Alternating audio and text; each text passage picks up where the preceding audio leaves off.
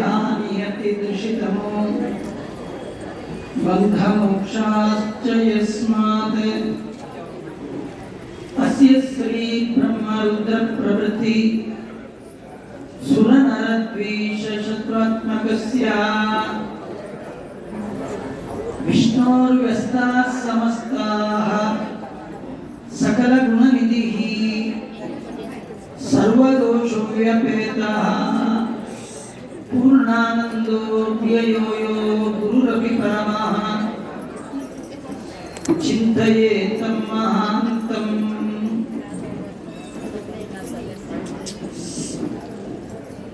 ॐ जन्माद्यस्य यतोऽन्वयादितरतश्च अर्थेष्वभिघ्नस्वराट् तेने ब्रह्महृदायादिकवये मुह्यन्ति यं सूरयः तेजोवारिमृतं यथा विनिमयो यत्र त्रिसर्गो मृषा धाम्ना स्वेन सदा निरस्तकुहकं सत्यं परं धीमहि। आपादमौलिपर्यन्तं गुरूणामागतिं स्मरेत् तेन विघ्नाः प्रणश्यन्ति सिद्ध्यन्ति च मनोरथाः। स्वस्तिस्तु सदाम् अशेष सन्मंगलानि भवन्तु। श्री गुरुभ्यो नमः। हरि ओम। ಶ್ರೀಮದ್ ಭಾಗವತದ 6ನೆಯ ಸ್ಕಂದದಲ್ಲಿ ಮೈತ್ರೇಯ ಮಹರ್ಷಿಗಳು ವಿದುರನಿಗೆ, ಶುಕಾಚಾರ್ಯರು ಪರೀಕ್ಷಿತನಿಗೆ, ಸೂತ ಮಹರ್ಷಿಗಳು ಶೌನಕಾದಿಗಳಿಗೆ ಈ ಕಥೆಯನ್ನ ವರ್ಣನೆ ಮಾಡ್ತಾ ಒಂದು ಅಪರೂಪದ ಪ್ರಸಂಗವನ್ನ ವರ್ಣನೆ ಮಾಡ್ತಾರೆ. ಭೂಲೋಕದ ಒಬ್ಬ ಬ್ರಾಹ್ಮಣ ದೇವಲೋಕದಲ್ಲಿ ಇಂದ್ರದೇವರ ಅರಮನೆಯಲ್ಲಿ ತಾನು ಪೌರೋಹಿತ್ಯವನ್ನು ಮಾಡಿಸಿದ್ದಾರೆ ಅಂತ. ಎಲ್ಲಿ ಭೂಲೋಕ, ಎಲ್ಲಿ ಸ್ವರ್ಗಲೋಕ, ಇಲ್ಲಿಂದ ಅಲ್ಲಿ ಹೋಗೋದಾದ್ರೂ ಹೇಗೆ, ಹೋದ್ರೂ ಸತ್ತ ಮೇಲೆ ಹೋಗ್ಬೋದೇ ವಿನ ಬದುಕದಾಗೆ ಹೋಗ್ಲಿಕ್ಕೆ ಬರೋಲ್ಲ. ಇದೆಲ್ಲ ಬಹಳ ಆಶ್ಚರ್ಯ. ಈ ಕಥೆಯನ್ನ ವಿಸ್ತಾರವಾಗಿ ಹೇಳಿ, ದೇವಲೋಕದಲ್ಲಿ ದೇವತೆಗಳ ಅರಸನಾದ ಇಂದ್ರನಿಗೆ ಗುರುಗಳು ಇರ್ಲಿಲ್ವಾ, ಭೂಲೋಕದ ಗುರುಗಳು ಯಾಕೆ ಬೇಕಾಯಿತು ಅಂತ ರಾಜ ಪ್ರಶ್ನೆ ಮಾಡಿದಾಗ, ಬ್ರಹ್ಮದೇವರ ಮಕ್ಕಳು ತ್ವಷ್ಟೃ ಪ್ರಜಾಪತಿಗಳು ಅಂತ, ಅವರ ಹೆಂಡತಿ ರಚನಾ ದೇವಿ ಅಂತ, ಅವಳಲ್ಲಿ ಹುಟ್ಟಿದ ಮಕ್ಕಳೇ ವಿಶ್ವರೂಪಾಚಾರ್ಯರು. ಆ ವಿಶ್ವರೂಪಾಚಾರ್ಯರು ದೇವಲೋಕದಲ್ಲಿ ದೇವತೆಗಳಿಗೆ ಗುರುಗಳಾಗಿ ಭೂಲೋಕದಿಂದ ಹೋಗಿದ್ದಾರೆ. ಏನದು ಪ್ರಸಂಗ ಅಂದ್ರೆ, ಅದು ಒಮ್ಮೆ ಇಂದ್ರದೇವರು ಸಭೆಯಲ್ಲಿ ಕೂತ ಪ್ರಸಂಗ. ಎಲ್ಲ ದಿಕ್ಪಾಲಕ ದೇವತೆಗಳೆಲ್ಲ ಕೂತಿದ್ದಾರೆ. ಅಂತಹ ಸಭೆಗೆ ದೇವತಾ ಗುರುಗಳಾದ ಬೃಹಸ್ಪತ್ಯಾಚಾರ್ಯರು ಸ್ವಲ್ಪ ಲೇಟ್ ಆಗಿ ಬಂತು. ಇಂದ್ರದೇವರು ಗುರುಗಳು ಬಂದಿದ್ದು ನೋಡಿದ್ರು ಹೇಳಲಿಲ್ಲ. ಯಾವಾಗಲೂ ದೊಡ್ಡವರು ಬಂದಾಗ ಎದ್ದೇಳಬೇಕು. ನೀವು ಹೇಳದೇ ಇದ್ರು ನಿಮ್ಮಲ್ಲಿರುವ ಪ್ರಾಣ ಶಕ್ತಿ ಅದ ಮೇಲೆ ಹೇಳುತ್ತೆ. ಎದ್ದ ಪ್ರಾಣ ಶಕ್ತಿ ನಿಮ್ಮ ಒಳಗೆ ಇರಬೇಕು ಅಂತಾದ್ರೆ ನೀವು ಅದರ ಜೊತೆಗೆ ಎದ್ದು ಅದರ ಜೊತೆ ಕೂಡಬೇಕು. ಇದು ಒಂದು ಕ್ರಮ, ಸಂಪ್ರದಾಯ. ಮನೆಗೆ ಅತಿಥಿಗಳು, ಗುರುಗಳು, ದೊಡ್ಡವರು ಬಂದಾಗ ಎದ್ದು ನಿಂತು ಒಳಗಿರುವ ಭಗವಂತನನ್ನ ಗೌರವಿಸುವಂತಹ ಬಗೆ.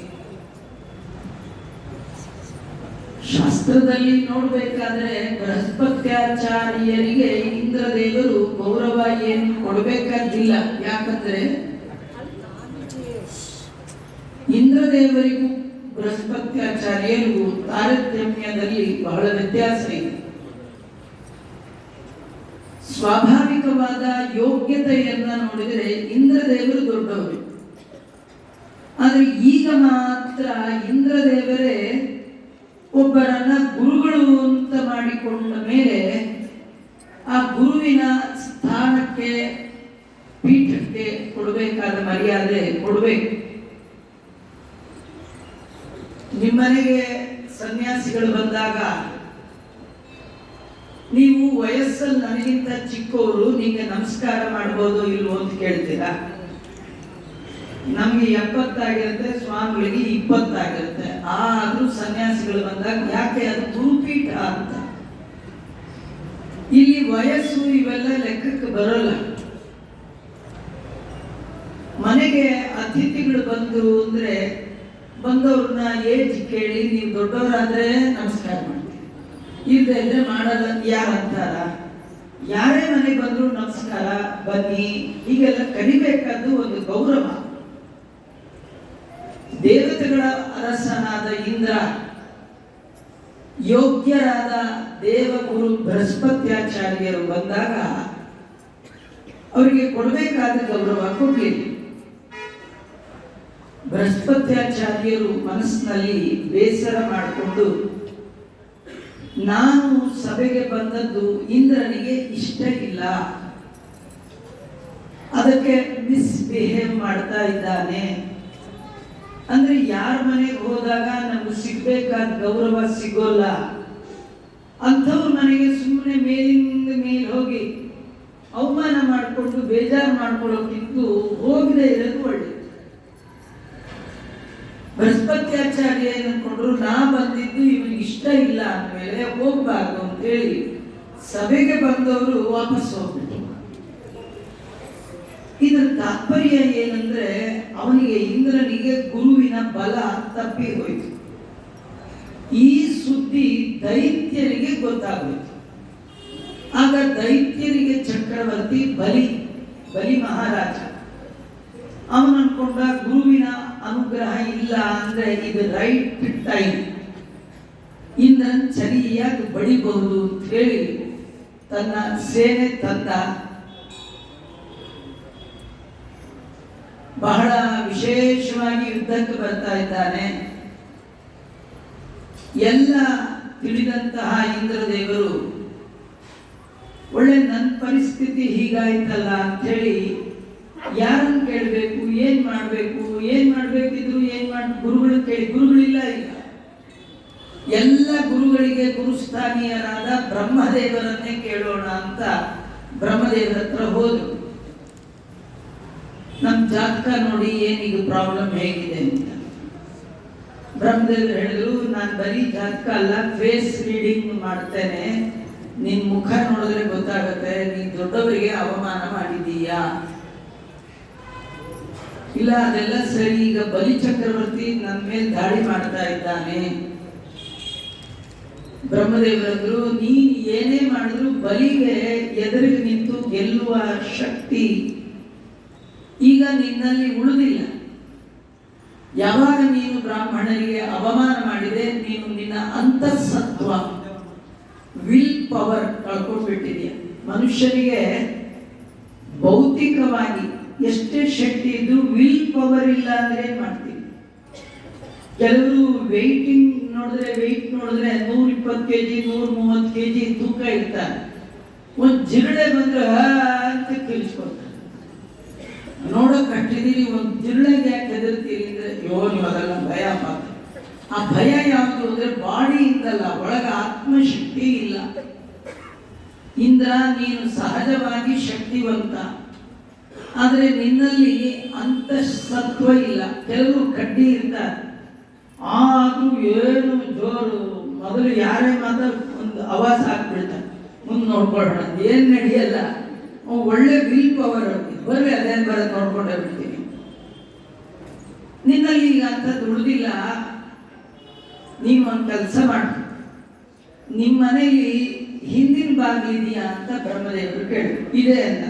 ಆಗ ಹೆಂಡತಿ ಮಕ್ಕಳೆಲ್ಲ ಹಿಂದಿನ ಬಾಗಿಲಿಂದ ಹೋಗ್ಬಿಡಿ, ಇವತ್ತು ನೀನು ಬಲಿಯನ್ನ ಎದುರಿಸುವ ತಾಕತ್ತಿಲ್ಲ. ಯಾಕಂದ್ರೆ ಗುರುಗಳ ಅನುಗ್ರಹ ಕಳ್ಕೊಂಡ್ಬಿಟ್ಟಿದ್ದೀಯ. ಯಾಕೆ? ಗುರುಗಳು ಬಂದಾಗ ಜಸ್ಟ್ ಒಮ್ಮೆ ಎದ್ದು ನಿಂತು ಬನ್ನಿ ಆಚಾರ್ಯ ಅಂತ ಕರೆದ್ಬಿಟ್ಟಿದ್ರೆ ನಿನ್ನೇನ್ ಗಂಟು ಹೋಗೋದು? ಯಾಕೆ? ಅವ್ರೇನ್ ನಿನ್ನೇನ್ ಕೇಳಿದ್ರು? ಅವರು ಏನಾದ್ರು ಕೇಳಿದ್ರ ನಿನ್ನ? ದೊಡ್ಡವರು ನಮ್ಮ ಕಡೆಯಿಂದ ಏನ್ ಎಕ್ಸ್ಪೆಕ್ಟ್ ಮಾಡ್ತಾರ್ರಿ? ಹಣ್ಣು ವಯಸ್ಸಾದ ತಾಯಿ ಸಾಫ್ಟ್ವೇರ್ ಇಂಜಿನಿಯರ್ ಇಂದ ಏನ್ ಎಕ್ಸ್ಪೆಕ್ಟ್ ಮಾಡ್ತಾಳೆ? ಇವ್ನು ಕೊಡೋ ಸಂಬಳ ಎಲ್ಲ ನಂಗೆ ಕೊಡ್ಲಿ ಅಂತ ಅವಳೇನಾರು ಕೊಟ್ಟರು ಅವಳಿಗೆ ಎಣಿಸ್ಲಿಕ್ಕಾಗುತ್ತಾ? ಎಣಿಸಿದ್ರು ಅವ್ರು ಇಟ್ಕೊಳ್ಲಿಕ್ಕಾಗತ್ತಾ? ಇಟ್ಕೊಂಡ್ರು ಶಾಪಿಂಗ್ ಹೋಗ್ಲಿಕ್ಕಾಗತ್ತಾ? ಏನ್ ಮಾಡ್ಬೇಕು? ಆ ತಾಯಿಗೆ ಏನಿಲ್ಲ, ಅಮ್ಮ ಇಷ್ಟೇ ಎಕ್ಸ್ಪೆಕ್ಟ್ ಮಾಡ್ತಾಳೆ. ಈ ಮಗನಾದವ ತಾನು ದುಡ್ಡನ್ನ ಅಮ್ಮನ ಮುಂದೆ ಇಟ್ಟು ಎಲ್ಲ ನಿನ್ನ ಅನುಗ್ರಹಕ್ಕೆ ಒಂದು ನಮಸ್ಕಾರ ಮಾಡ್ಬಿಟ್ರೆ ಸಾಕು. ಅಮ್ಮನಿಗೆ ಇಷ್ಟು ಖುಷಿ ಆಗತ್ತೆ, ಇನ್ನೇನಾದ್ರು ಬೇಕಾ ಅಮ್ಮನಿಗೆ? ಅದರಿಂದ ಮನೆಗೆ ಯಾರು ದೊಡ್ಡವರು ಬಂದಾಗ ಅವ್ರು ಎಕ್ಸ್ಪೆಕ್ಟ್ ಏನ್ ಮಾಡ್ತಾರೆ? ನಿನ್ನಿಂದ ಒಂದು ಮಾತು, ಒಂದು ಒಳ್ಳೆ ನಗು, ಒಂದು ಒಳ್ಳೆ ಸ್ವಾಗತ. ಇಷ್ಟಕ್ಕೂ ದಾರಿದ್ರೆ ಏನ್ ನಿಂತು? ಯಾರು ಮನೆಗೆ ಬಂದಾಗ ಬನ್ನಿ ಬನ್ನಿ ಏನ್ ನಿಮ್ ಟ್ಯಾಕ್ಸ್ ಕಟ್ಬೇಕಾ? ಏನ್ ತಗೊಳ್ತೀರಿ ಅಂತ ಕೇಳಲಿಕ್ಕೆ ಏನ್ ಪ್ರಾಬ್ಲಮ್? ನಿಮ್ಮಲ್ಲಿ ಏನ್ ಗತಿನೇ ಈಗ ಒಂದು ದಿವಸ ಕಣ್ಣೀರ್ ಕೊಡಿ, ನೀರ್ ಕೊಡಿ, ಏನಿದೆಯೋ ಅದು ಕೊಡಿ. ಯಾಕೆ ಹೀಗೆ ಮಾಡಿದೆ ನೀನು? ಇಂದ್ರದೇವರಂದ್ರು ಏನೋ ಸಾರಿ ಬೈ ಮಿಸ್ಟೇಕ್ ಆಯ್ತು, ಏನ್ ಮಾಡ್ಬೇಕು ಈಗ ಬೇಕಾದ್ರೆ ಮತ್ತೆ ಆಚಾರ ಮನೆಗೆ ಗಾಡಿ ಮಾಡ್ಕೊಂಡು ಹೋಗಿ ಅವ್ರಿಗೆ ಪಾತ್ ಪೂಜೆ ಮಾಡಿ ಒಳ್ಳೆ ಹೂನಾರ ಹಾಕಿ ಹಣ್ಣು ಹಂಪಲು ಕೊಟ್ಟು ಕ್ಯಾಶು ಗೀಶು ಇಟ್ರೆ ಗುರುಗಳು ಸರಿ ಹೋಗ್ತಾರ? ಬ್ರಹ್ಮದೇವರಂದ್ರು ಅದು ಭೂಲೋಕದ ಗುರುಗಳಲ್ಲ, ಅವರು ದೇವಲೋಕದವರು. ನೀನ್ ಕ್ಯಾಶು ಗೀಶು ನೋಡಿದ್ರೆ ಅವರು ಸರಿ ಹೋಗಲ್ಲ. ಅಲ್ಲ ಏನಾರ ಆಗಿ ಒಂದ್ಸತಿ ಹೋಗ್ತೀನಿ ಅಂತ ಇಂದ್ರದೇವರು ಅಂದ್ರೆ ಬ್ರಹ್ಮದೇವರಂದ್ರು, ನೀನ್ ಹೋದ್ರು ನಿನ್ ಕಣ್ಣಿಗೆ ಅವರು ಬೀಳಲ್ಲ. ಇದಕ್ಕೆ ಪಂಚಾಂಗದಲ್ಲಿ ಗುರು ಅಸ್ತ ಅಂತ ಹಾಕಿರ್ತಾರೆ. ಶುಕ್ರ ಮತ್ತೆ ಗುರು ಅಸ್ತ ಅಂತ. ಶುಕ್ರ ಮತ್ತೆ ಗುರುಗಳು ಅಸ್ತ ಆದ್ರೆ ಆ ಸಂದರ್ಭದಲ್ಲಿ ಶುಭ ಕಾರ್ಯಕ್ರಮ ಮಾಡ್ಲಿಕ್ಕೆ ಬರಲ್ಲ. ಮತ್ತೇನ್ ಮಾಡ್ಲಿ ಅಂತ ಬ್ರಹ್ಮದೇವರಂದಾಗ, ಈಗ ಏನು ಮಾಡಕ್ಕಾಗಲ್ಲ, ಈಗ ಸದ್ಯಕ್ಕೆ ಮನೆ ಬಿಟ್ಟು ಹೋಗು, ನಾನು ಆಮೇಲೆ ಏನ್ ಮಾಡ್ಬೇಕು ಹೇಳ್ತೀನಿ. ಇಲ್ಲ ಅದನ್ನ ಈಗಲೇ ಹೇಳಿ, ಒಂದು ಕೆಲಸ ಮಾಡು, ಭೂಲೋಕದಲ್ಲಿ ಒಬ್ಬ ಆಚಾರ್ಯ ಇದ್ದಾರೆ, ಅವ್ರನ್ನ ಕರ್ಕೊಂಡು ಬಾ, ಅವ್ರ ಕೈಲಿ ಹೋಮ ಮಾಡಿಸು, ನಿನಗೆಲ್ಲ ಒಳ್ಳೇದಾಗತ್ತೆ ಅಂತ ಹೇಳಿ ಭೂಲೋಕದ ವಿಶ್ವರೂಪಾಚಾರ್ಯರ ಅಡ್ರೆಸ್ಸು ಸತ್ಯಲೋಕದಲ್ಲಿ ಬ್ರಹ್ಮದೇವರು ಕೊಟ್ಟರು. ಆ ವಿಳಾಸ ತಗೊಂಡು ಬ್ರಹ್ಮದೇವರ ಕಡೆಯಿಂದ ಹೇಳಿಕೆ ತಗೊಂಡು ಇಂದ್ರದೇವರು ಭೂಲೋಕಕ್ಕೆ ಬಂದರು. ಅವರು ವಿಶ್ವರೂಪಾಚಾರ್ಯರ ಮನೆಗೆ ಬಂದರು. ವಿಶ್ವರೂಪಾಚಾರ್ಯರಿಗೆ ಕರೆದರು, ನೀವು ದಯಮಾಡಿ ದೇವಲೋಕಕ್ಕೆ ಬಂದು ಹೋಮ ಮಾಡಿಸ್ಕೊಡ್ಬೇಕು, ಪೌರೋಹಿತ್ಯ ಮಾಡಬೇಕು. ವಿಶ್ವರೂಪಾಚಾರ್ಯರು ಇಂದ್ರದೇವರನ್ನ ಚೆನ್ನಾಗಿ ಬೈದರು. ನಿಮ್ಗೆ ಎಷ್ಟು ಧೈರ್ಯ, ನನ್ನ ಪೌರೋಹಿತ್ಯ ಮಾಡಿಸು ಅಂತ ಕರೀತೀಯಲ್ಲ? ಅಂದ್ರೆ ಪೌರೋಹಿತ್ಯ ಮಾಡಿಸೋದು ತುಂಬಾ ಹೀನ ವೃತ್ತಿ. ಯಾಕಂದ್ರೆ ಅರ್ಚಕತ್ವಂ ಮಠಾಪತ್ಯಂ ಪೌರೋಹಿತ್ಯಂ ತಥೈವ ಚ ಯಕ್ಕರೋತಿ ಸದೇವೋಪಿ ಶ್ವಾನಯೋನಿ ಸಮಶ್ನುತೆ. ಎಷ್ಟೇ ದೊಡ್ಡವರಾಗಿದ್ರು ಈ ಮೂರು ಕೆಲಸ ಮಾಡದ ಅಂತಾದ್ರೆ ಒಂದು ಜನ್ಮದಲ್ಲಿ ನಾಯಿಯಾಗಿ ಹುಟ್ಟಬೇಕಂತೆ. ಆದ್ರಿಂದ ಇಂಥ ಕೆಲಸ ಬ್ರಹ್ಮಚರ್ಯ ಉಪವ್ಯಯ, ಈ ಪೌರೋಹಿತ್ಯ ನಾವು ಸಂಪಾದನೆ ಮಾಡಿದ ಬ್ರಹ್ಮ ತೇಜಸ್ಸನ್ನ ಹಾಳು ಮಾಡುತ್ತೆ. ಇಂಥ ಕೆಲಸ ಎಲ್ಲ ನಾನು ಮಾಡಿಸೋಲ್ಲ ಅಂತ ವಿಶ್ವರೂಪಾಚಾರ್ಯರು ಇಂದ್ರದೇವರಿಗೆ ಹೇಳಿದರು.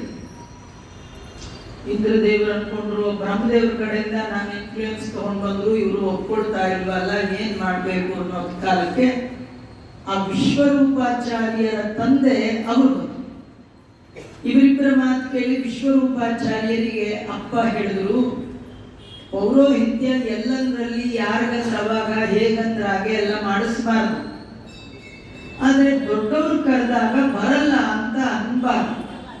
ಕರೀತಿರೋರು ಯಾರು? ಇಂದ್ರದೇವರು. ನಮ್ಮ ಒಳಗೆ ಇಂದ್ರಿಯಗಳ ಒಳಗೆ ನಿಂತು ನಮ್ಗೆಲ್ಲ ಕೆಲಸ ಮಾಡುವ ದೇವತೆಗಳು ಕರೆದಾಗ ನಾವು ಬರಲ್ಲ ಅಂದ್ರೆ, ಅದೇ ಮಾತು ದೇವತೆಗಳು ನಮ್ಮ ವಿಷಯದಲ್ಲಿ ಹೇಳಿದ್ರೆ ನಾವು ಹೇಗಿರ್ಲಿಕ್ಕೆ ಸಾಧ್ಯ? ಆದ್ರಿಂದ ನೀನು ಹಾಗೆ ಮಾಡಬೇಡ, ನಾನು ಅಪ್ಪಣೆ ಕೊಡ್ತಾ ಇದ್ದೇನೆ, ನೀನು ಹೋಗಿ ದೇವಲೋಕದಲ್ಲಿ ಹೋಮ ಮಾಡಿಸು ಅಂತ ತಂದೆ ಮಗನಿಗೆ ಆರ್ಡರ್ ಮಾಡಿದ್ರು. ಅಪ್ಪನ ಮಾತು ಮೀರಬಾರದು ಅಂತ ಹೇಳಿ ವಿಶ್ವರೂಪಾಚಾರ್ಯರು ಇಂದ್ರದೇವರ ಜೊತೆಗೆ ದೇವಲೋಕದಲ್ಲಿ ಗುರುವಾಗಿ ಹೋಮ ಮಾಡಿಸಲಿಕ್ಕೆ ಹೊರಟು. ಅವ್ರು ಸ್ವಲ್ಪ ಹೊರಡುವಾಗ ಅವರ ಅಮ್ಮ ರಚನಾದೇವಿ ಅವಳು ಅವಳು ಬಂದು ಮಗನ ಕಿವಿಲಿ ಗುಟ್ಟು ಹೇಳಿದ್ಲು, ನೀನು ಅಪರೂಪಕ್ಕೆ ದೇವಲೋಕಕ್ಕೆ ಸ್ವರ್ಗಕ್ಕೆ ಹೋಗ್ತೀಯ, ಹೋಮ ಹವನ ಮಾಡಿಸ್ತೀಯ. ಅಲ್ಲಿ ಹೋಮ ಹವನ ಮಾಡಿಸುವಾಗ ದಕ್ಷಿಣೆ ಸಂಭಾವನೆ ಎಲ್ಲ ಕೊಡ್ತಾರೆ. ಯಾರ್ಯಾರಿಗೂ ಕೊಡಿಸ್ಬೇಡ, ನಿಮ್ಮ ಸೋದರ ಮಾವುಗಳನ್ನು ಮರಿಬೇಡ. ಈ ಕೆಲವರು ಪೌರೋಹಿತ್ಯಕ್ಕೆ ಬರ್ಬೇಕಾದ್ರೆ ಅವ್ರ ಕಡೆಯವ್ರನ್ನ ಎಲ್ಲ ಕರ್ಕೊಂಡು ಬಂದು ಎಲ್ಲ ಅವರೇ ತೊಗೊಂಡು ಎಲ್ಲ ಅವರೇ ಹೋಗಿರ್ತಾರೆ. ಇದನ್ನು ಮೊಟ್ಟ ಮೊದಲ ಬಾರಿಗೆ ಹೇಳ್ಕೊಟ್ಟಿದ್ದು ಇವಳು ರಚನಾದೇವಿ. ನೀನು ನಿನ್ನ ಸೋದರ ಮಾವನ್ನು ಮರಿಬೇಡ. ಸೋದರ ಮಾವ ಅಂದ್ರೆ ತಾಯಿಯ ತಮ್ಮ. ತಮ್ಮಂದ್ರೆಲ್ಲ ಯಾರಂದ್ರೆ ಎಲ್ಲ ದೈತ್ಯರು. ಇವಳು ರಚನಾದೇವಿ ಆ ಕಡೆ ಹೆಣ್ಣು. ಅವ್ರನ್ನ ಯಾರು ಕರಿಬೇಕು, ಅದಕ್ಕೆ ನೀನು ಸ್ವಲ್ಪ ಏನಾದ್ರು ಮಾಡು ಅಂದಾಗ ಅವನಿಗೆ ಅದೆಲ್ಲ ಗೊತ್ತಿಲ್ಲ. ವಿಶ್ವರೂಪಾಚಾರ ಅಮ್ಮನ ಮಾತು ಆಯ್ತು ಅಮ್ಮ ಅಂತ ಹೇಳಿ ದೇವಲೋಕಕ್ಕೆ ಹೋದ್ರು. ದೇವಲೋಕಕ್ಕೆ ಹೋದಾಗ ಇಂದ್ರದೇವರಿಗೆ ವಿಶ್ವರೂಪಾಚಾರ್ಯರು ಹೇಳ್ತಾರೆ, ನೋಡಪ್ಪ, ನಾನು ನಿಂಗೆ ಎಷ್ಟೇ ಹೋಮ ಮಾಡಿಸಿದ್ರು ಏನೇ ಮಾಡಿಸಿದ್ರು ಕೂಡ ನೀನು ಬಲಿಯೇ ಮೊದಲಾದ ಯಾರನ್ನೇ ಗೆಲ್ಲಬೇಕಾದ್ರೂ ಜೀವನದಲ್ಲಿ ಗೆಲುವು ಬೇಕು ಅಂತಾದ್ರೆ ಮುಖ್ಯವಾಗಿ ದೇವರ ದಯ ಬೇಕು. ದೇವರ ಅನುಗ್ರಹ ಇಲ್ಲದೆ ಇದ್ದವನಿಗೆ ಜೀವನದಲ್ಲಿ ಜಯ, ಯಶಸ್ಸು, ಕೀರ್ತಿ, ಸಿದ್ಧಿ ಇದೆಲ್ಲ ಸಿಗೋಲ್ಲ. ಸಿಗಬೇಕಂದ್ರೆ ದೇವರ ದಯ ಬೇಕು. ದೇವರ ದಯ ಆಗಬೇಕಂದ್ರೆ ದೇವರ ಸ್ಮರಣೆ ಮಾಡಬೇಕು. ಅಂತಹ ದೇವರ ಸ್ಮರಣೆ ಅದೇ ನಮ್ಮ ಜೀವನಕ್ಕೆ ರಕ್ಷಾ ಕವಚ. ನಾವು ಏನೇನೋ ರಕ್ಷಣೆಗೆ ಅಂತ ಲೈಫ್ ಇನ್ಶೂರೆನ್ಸ್ ಎಲ್ಲ ಮಾಡಿಸ್ಕೊಂಡಿರ್ತೀವಿ. ನಿಮಗೆ ಗೊತ್ತಾ, ಲೈಫ್ ಇನ್ಶೂರೆನ್ಸ್ ಏನಂದ್ರೆ ಬದುಕಿದ್ದಾಗ ಕೊಡಲ್ಲ, ಹೋದ್ಮೇಲೆ ಇನ್ಯಾರಿಗಾರು ಕೊಡ್ತಾರೆ. ಅಲ್ಲ, ಇನ್ಯಾರಿಗೋ ಕೊಡೋದಾದ್ರೆ ನಿಮಗೆ ಬಂದು ಭಾಗ್ಯ ಏನು ಅಲ್ವಾ? ಹಾಗಾದ್ರೆ ಲೈಫ್ ಇರುವಾಗಲೇ ನಿಮಗೆ ಶೂರ್ ಬೇಕು, ನಂಬಿಕೆ ಬೇಕು, ನಿಮಗೆ ಜೀವನಕ್ಕೊಂದು ಸ್ಥಿರತೆ ಬೇಕು ಅಂದ್ರೆ ದೇವರ ನಾಮ. ಜೀವನದ ರಕ್ಷಾ ಕವಚವಾಗಿ ಭಗವಂತನ ನಾಮವನ್ನ ಇಟ್ಕೊಳ್ಬೇಕೇ ವಿನಃ ಬೇರೆ ಏನೇನು ಇಟ್ಕೊಂಡ್ರೆ ಏನು ಪ್ರಯೋಜನ? ಅಂತಹ ಭಗವಂತನ ರಕ್ಷಾ ಕವಚ ಇದೆ, ಅದನ್ನ ನಿಮಗೆ ಹೇಳ್ಕೊಡ್ತೇನೆ ಅಂತ ಹೇಳಿ ವಿಶ್ವರೂಪಾಚಾರ್ಯರು ಇಂದ್ರದೇವರಿಗೆ ಉಪದೇಶ ಮಾಡಿದ ಮಂತ್ರವೇ ನಾರಾಯಣ ವರ್ಮ. ವರ್ಮ ಅಂದ್ರೆ ಸಂಸ್ಕೃತದಲ್ಲಿ ಕವಚ. ನಾರಾಯಣ ದೇವರ ನಾಮ ಸ್ಮರಣೆ ನಮಗೆ ರಕ್ಷಾ ಕವಚ ಅಂತ ಒಂದು ರಕ್ಷಾ ಕವಚ, ಮಂತ್ರಪೂರಿತವಾದ ರಕ್ಷಾ ಕವಚವನ್ನ ವಿಶ್ವರೂಪಾಚಾರ್ಯರು ಇಂದ್ರದೇವರಿಗೆ ಕೊಟ್ಟರು. ಆಗ ಪರೀಕ್ಷಿತ್ ಮಹಾರಾಜ ಶುಕಾಚಾರ್ಯರನ್ನ ಕೇಳ್ತಾನೆ, ಯಾವ ರಕ್ಷಾ ಕವಚವನ್ನ ಧಾರಣೆ ಮಾಡಿದ ಇಂದ್ರದೇವರು ತನ್ನ ಎಲ್ಲ ಶತ್ರುಗಳನ್ನ ಅನಾಯಾಸವಾಗಿ ಗೆದ್ದು ರಣರಂಗದಲ್ಲಿ ಸ್ವರ್ಗಾಧಿಪತ್ಯವನ್ನ ತಾನು ಮತ್ತೆ ಅನುಭವಿಸಿದೆನೋ, ಇಂತಹ ಭಗವನ್ಮಯವಾದ ನಾಮದ ದೇವರ ನಾಮಗಳಿಂದ ಒಳಗೂಡಿದ ಆ ಕವಚ ಅದನ್ನ ದಯಮಾಡಿ ಹೇಳ್ರಿ ಅಂತ ಕೇಳಿದಾಗ ವಿಶ್ವರೂಪಾಚಾರ್ಯರು 24 ಶ್ಲೋಕಗಳ ನಾರಾಯಣ ವರ್ಮವನ್ನ ಪಾರಾಯಣ ಮಾಡ್ತಾ ಇದ್ದಾರೆ. ಆ ನಾರಾಯಣ ವರ್ಮ ಸನ್ನಕ್ಕೆ ಭಯ ಆಗತ್ತೆ. ದೈವ ಭೂತಾತ್ಮ ಕರ್ಮಭ್ಯ, ನಮಗೆ ದೇವತೆಗಳಿಂದ, ಕರ್ಮಗಳಿಂದ, ಪಾಂಚಭೌತಿಕವಾದ ದೇಹದಿಂದ ಏನಾದರೂ ಸಂಕಟಗಳು ಬಂದಾಗ ಭಗವಂತನ ನಾಮವನ್ನ ಸ್ಮರಣೆ ಮಾಡಬೇಕು. ಎಲ್ಲ ಬಗೆಯ ಪಾಪಗಳನ್ನ, ರೋಗಗಳನ್ನ ಪರಿಹಾರ ಮಾಡಿ ರಕ್ಷಣೆ ಕೊಡುವಂತಹ ಮಂತ್ರ ಇದು ಅಂತ ಹೇಳ್ತಾ ಇದ್ದಾನೆ. ಯಾವುದದು? ಓಂ ಹರಿರ್ವಿದದ್ಯಾತ್ ಮಮ ಸರ್ವರಕ್ಷಾಮ್ಯಸ್ತಂಗ್ರಿ ಪದ್ಮಃ ಪತಕೇಂದ್ರ ಪೃಷ್ಠೆ ಧರಾನಿ ಚರ್ಮಾಸಿ ಗದೇಶು ಚಾಪಾಂ ಪಾಶಾಂತದಾನುಷ್ಟಗುಣೋಷ್ಟಬಾಹು. ಭಗವಂತ ಗರುಡಾರೂಢನಾಗಿ ಕೂತಿದ್ದಾನೆ ಅಂತ ಚಿಂತನೆ ಮಾಡಬೇಕು. ಯಾವಾಗಲೂ ದೇವರು ಗರುಡನ ಮೇಲೆ ಕೂತಿರ್ತಾನೆ. ಗರುಡನ ಭುಜದ ಮೇಲೆ ತನ್ನ ಅದ್ಭುತವಾದ ತೊಡೆಗಳನ್ನು ಇಟ್ಟಿದ್ದಾನೆ. ಗರುಡ ಹೋಗ್ಬೇಕಾದ್ರೆ ಯಾವಾಗಲೂ ಕೈ ಇಟ್ಕೊಂಡಿರ್ತಾನೆ. ಇದು ದೇವರಿಗೆ ಫುಟ್ ರೆಸ್ಟ್. 2 ಪಾದವನ್ನ ಇಲ್ಲಿಟ್ಟಿರ್ತಾನೆ. ಗರುಡ ಎಲ್ಲಿ ನಿಂತು ಪೆಟ್ರೋಲ್ ಹಾಕೊಳ್ಳೋದು, ತಿನ್ನೋದು, ನಿಮಿಷ ಕೂತಿರು ಸ್ವಾಮಿ ಬ್ರೇಕ್ಫಾಸ್ಟ್ ಮಾಡ್ಕೊಂಡು ಬರ್ತೇನೆ ಅಂತ ಹೇಳೋದು ಏನಿಲ್ಲ. ಅವ್ರು ಯಾವಾಗಲೂ ಹೊಟ್ಟೆ ತುಂಬಿರೋದು ಸಂತೋಷವಾಗಿರ್ತಾರಂತೆ. ದೇವರನ್ನ ಹೊತ್ಕೊಂಡು ಹೋಗುವ ಪವರ್ ಅವ್ರಿಗೆ ಹೇಗೆ ಬರುತ್ತೆ ಅಂದ್ರೆ, ಗರುಡ ದೇವರನ್ನ ಹೊತ್ತಾಗ ಅವನ ಬೆರಳು ಹೀಗೆ ಹಿಡ್ಕೊಳ್ತಾನೆ, ಎರಡೂ ಕೈ ಹೀಗೆ ಹಿಡ್ಕೊಳ್ತಾನೆ. ಇಲ್ಲಿ ದೇವರದ್ದು ಪಾದ, ಈ ಒಂದು ಉಗುರಿದೆಯಲ್ಲ ಗರುಡದ್ದು, ಹೀಗೆ 10 ಉಗುರು. ಈ ಉಗುರಲ್ಲಿ ಮೇಲ್ ಕೂತ ದೇವರದ್ದು ರಿಫ್ಲೆಕ್ಷನ್ ಬೀಳ್ತಾ ಇರುತ್ತೆ. ಒಂದರಲ್ಲಿ ಮತ್ಸ್ಯ, ಕೂರ್ಮ, ವರಾಹ, ನರಸಿಂಹ 10 ಭಗವಂತನ ರೂಪಗಳನ್ನ ಹೀಗೆ ನೋಡ್ತಾ ದೇವರು ನೋಡ್ತಾ ಆನಂದವಾಗಿ ಹಾಕ್ತಾನೆ. ಅವನಿಗೆ ದೇವರನ್ನ ನೋಡಿ, ನಿಮಗೆ ದೇವರ ಕಥೆ ಕೇಳುವಾಗಲೇ 2 ಗಂಟೆ ಕಾಲ ಕುಡಿಬೇಕು, ತಿನ್ಬೇಕು, ಅಲ್ಲಿ ಹೋಗ್ಬೇಕು, ಇಲ್ಲಿ ಹೋಗ್ಬೇಕು, ಯಾವ ಭಾವನೆಯೂ ಬರೋದೇ ಇಲ್ಲ.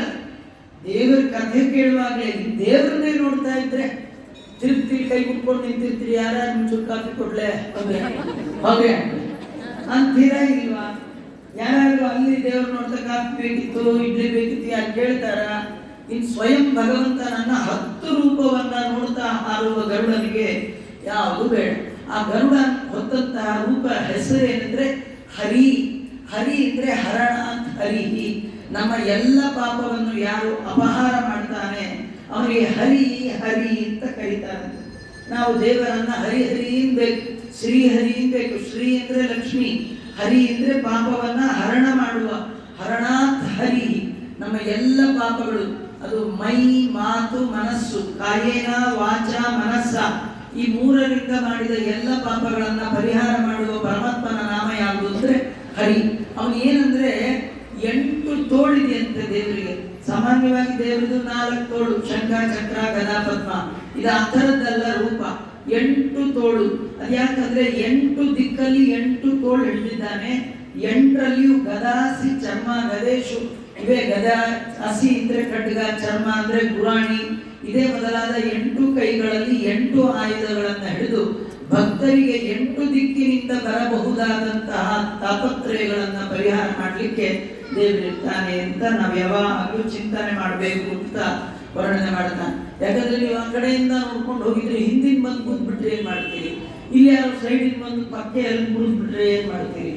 8 ದಿಕ್ಕಿಂದ ನಿಮಗೆ ಪ್ರೊಟೆಕ್ಷನ್ ಬೇಕು ಅಂತ ಆದ್ರೆ ಭಗವಂತನ 8 ತೋಳಿನ ಈ ರೂಪವನ್ನ ಚಿಂತನೆ ಮಾಡಬೇಕು ಅಂತ ಅವರೆಲ್ಲ ಹೇಳ್ಕೊಡ್ತಾ ಇದ್ದಾರೆ. ಇದನ್ನೆಲ್ಲ ಮಾಡ್ಲಿಕ್ಕೆ ಮುಂಚೆ ಉಪದೇಶ ಬೇಕು, ಅಂಗನ್ಯಾಸ, ಕರನ್ಯಾಸ ಇವೆಲ್ಲ ಮಾಡಿಕೊಂಡು ಅದಕ್ಕೆ ಯಾರಿಗೆ ಅಧಿಕಾರ ಇದೆ ಅವರು ಮಾತ್ರ ಹಸ್ರಿಂಕು ಬ್ರಿಂಗ್. ಅದು ಹಸ್ರಿಂಕ್ ಇರೋರೆಲ್ಲ ಗೆಸ್ಟೆಡ್ ಆಫೀಸರ್ ಸೈನ್ ಮಾಡ್ಲಿಕ್ಕೆ ಬರಲ್ಲ. ಗೆಸ್ಟೆಡ್ ಆಫೀಸರ್ ಆದವರು ಸೈನ್ ಮಾಡಿದ್ರೆ ಮಾತ್ರ ಅದಕ್ಕೆ ಬೇಕು. ಆಚಾರ್ಯ ನಮ್ಮ ಹತ್ರ ಹಸ್ರಿಂಕ್ ಏನ್ ಬೇಕಿದೆ, ನೀವು ಎಲ್ಲಿ ಬೇಕು ಹೇಳಿ ಸೈನ್ ಮಾಡ್ತೀನಿ ಅಂದ್ರೆ ಒದ್ದು ಒಳಗಾಗ್ತಾರೆ. ಹಾಗಾಗಿ ಮಂತ್ರ ಇದೆ ಅಂತ ಎಲ್ಲರೂ ನಾನು ಹೇಳ್ಬೋದಾ? ಹೇಳಲಿಕ್ಕೆ ಬರಲ್ಲ. ಅದಕ್ಕೆ ಅಧಿಕಾರ ಬೇಕು, ತುಂಬಾ ಜನ್ಮದ ಸಾಧನೆ ಬೇಕು. ದೇವರು ನಿಮ್ಗೆ ಬೇಕು ಅಂತ ಆಸೆ ಇದ್ದು ದೇವರಲ್ಲಿ ಕೇಳಿದ್ರೆ ಅವನೇ ನಿಮಗೆ ಆ ಎಲಿಜಿಬಿಲಿಟಿಯನ್ನ ಕೊಡ್ತಾನೆ, ಅಧಿಕಾರವನ್ನ ಕೊಡ್ತಾನೆ. ಅರ್ಜೆಂಟಲ್ಲಿ ಏನು ಸಿಗೋದಲ್ಲ. ಈ ಕೇವಲ ನಾಮಸ್ಮರಣೆಯನ್ನು ಮಾತ್ರ ಕೇಳಬೇಕು. ಅದರಲ್ಲಿ ಹೇಳ್ತಾ ಇದ್ದಾರೆ ಭಗವಂತನ ಬಗೆಬಗೆಯ ನಾಮಗಳು. ಅದೇನಂದ್ರೆ ಜಲೇ ಶುಮಾಂ ರಕ್ಷತು ಮತ್ಸ್ಯ ಮೂರ್ತಿ. ನೀರಿನಲ್ಲಿ ಮತ್ಸ್ಯರೂಪಿ ಪರಮಾತ್ಮ ನಮ್ಮನ್ನ ರಕ್ಷಣೆ ಮಾಡಲಿ ಅಂತ. ನೀರಿನಲ್ಲಿ ಅಂದ್ರೇನು? ಈ ಎಷ್ಟೋ ಮನೆಗಳಲ್ಲಿ ಟೈಲ್ಸ್ ಹಾಕ್ಸಿರ್ತೀರಿ, ಮನೆಗೆ ಗ್ರಾನೈಟ್ ಹಾಕ್ಸಿರ್ತೀರಿ, ತುಂಬಾ ದುಡ್ಡು ಜಾಸ್ತಿ ಇದ್ರೆ ಮಾರ್ಬಲ್ ಹಾಕ್ಸಿರ್ತೀರಿ. ನೀವು ಎಂಥದ್ದೇ ಹಾಕ್ಸಿ ಅದ್ರ ಮೇಲೆ ಯಾರು ಕೂತ್ಕೊಳ್ಳಲ್ಲ. ಕೂತ್ಕೊಳ್ತಾರ? ಅದ್ರ ಮೇಲೆ ಒಂದು ಚಾಪೆ, ಇಲ್ಲ ಅಂದ್ರೆ ಎಂದೂ ಅಳ್ಳಾಡಿಸ್ಲಿಕ್ಕೆ ಬಾರದೆ ಇರುವಂತಹ ಸೋಫಾ, ಅದ್ರ ಕೆಳಗೆ ಸಾವಿರಾರು ಪಾಯಿಂಟ್ ಹಾಕ್ಸಿದ್ರೆ ನಿಮ್ಮ ಅಜ್ಜಿ ನಮ್ಮ ಅಜ್ಜಿ ಕಾಲದಲ್ಲಿ ಆ ಸಗಣಿ ನೆಲ ಇದ್ರೆ ಆಲ್ ಸೀಸನ್ ಎಲ್ಲಾ ಟೈಮು ಸೂಟ್ ಆಗ್ತಿತ್ತು. ಈಗ ನಿಜವಾಗಿಯೂ ಎಲ್ಲರಿಗೆ ಮಂಡಿ ನೋವು ಬರ್ಲಿಕ್ಕೆ ಮೇನ್ ಕಾರಣ ಏನಂದ್ರೆ ನಿಮ್ಮ ಮನೆಗಳಲ್ಲಿ ಹಾಕ್ಸಿರುವಂತ ನೆಲ. ಈ ಕಾಲಿದೆಯಲ್ಲ, ಈ ಕಾಲಿಗೆ ಯಾವಾಗ್ಲೂ ಮಣ್ಣಿನ ಸಂಪರ್ಕ ಆಗ್ಬೇಕು.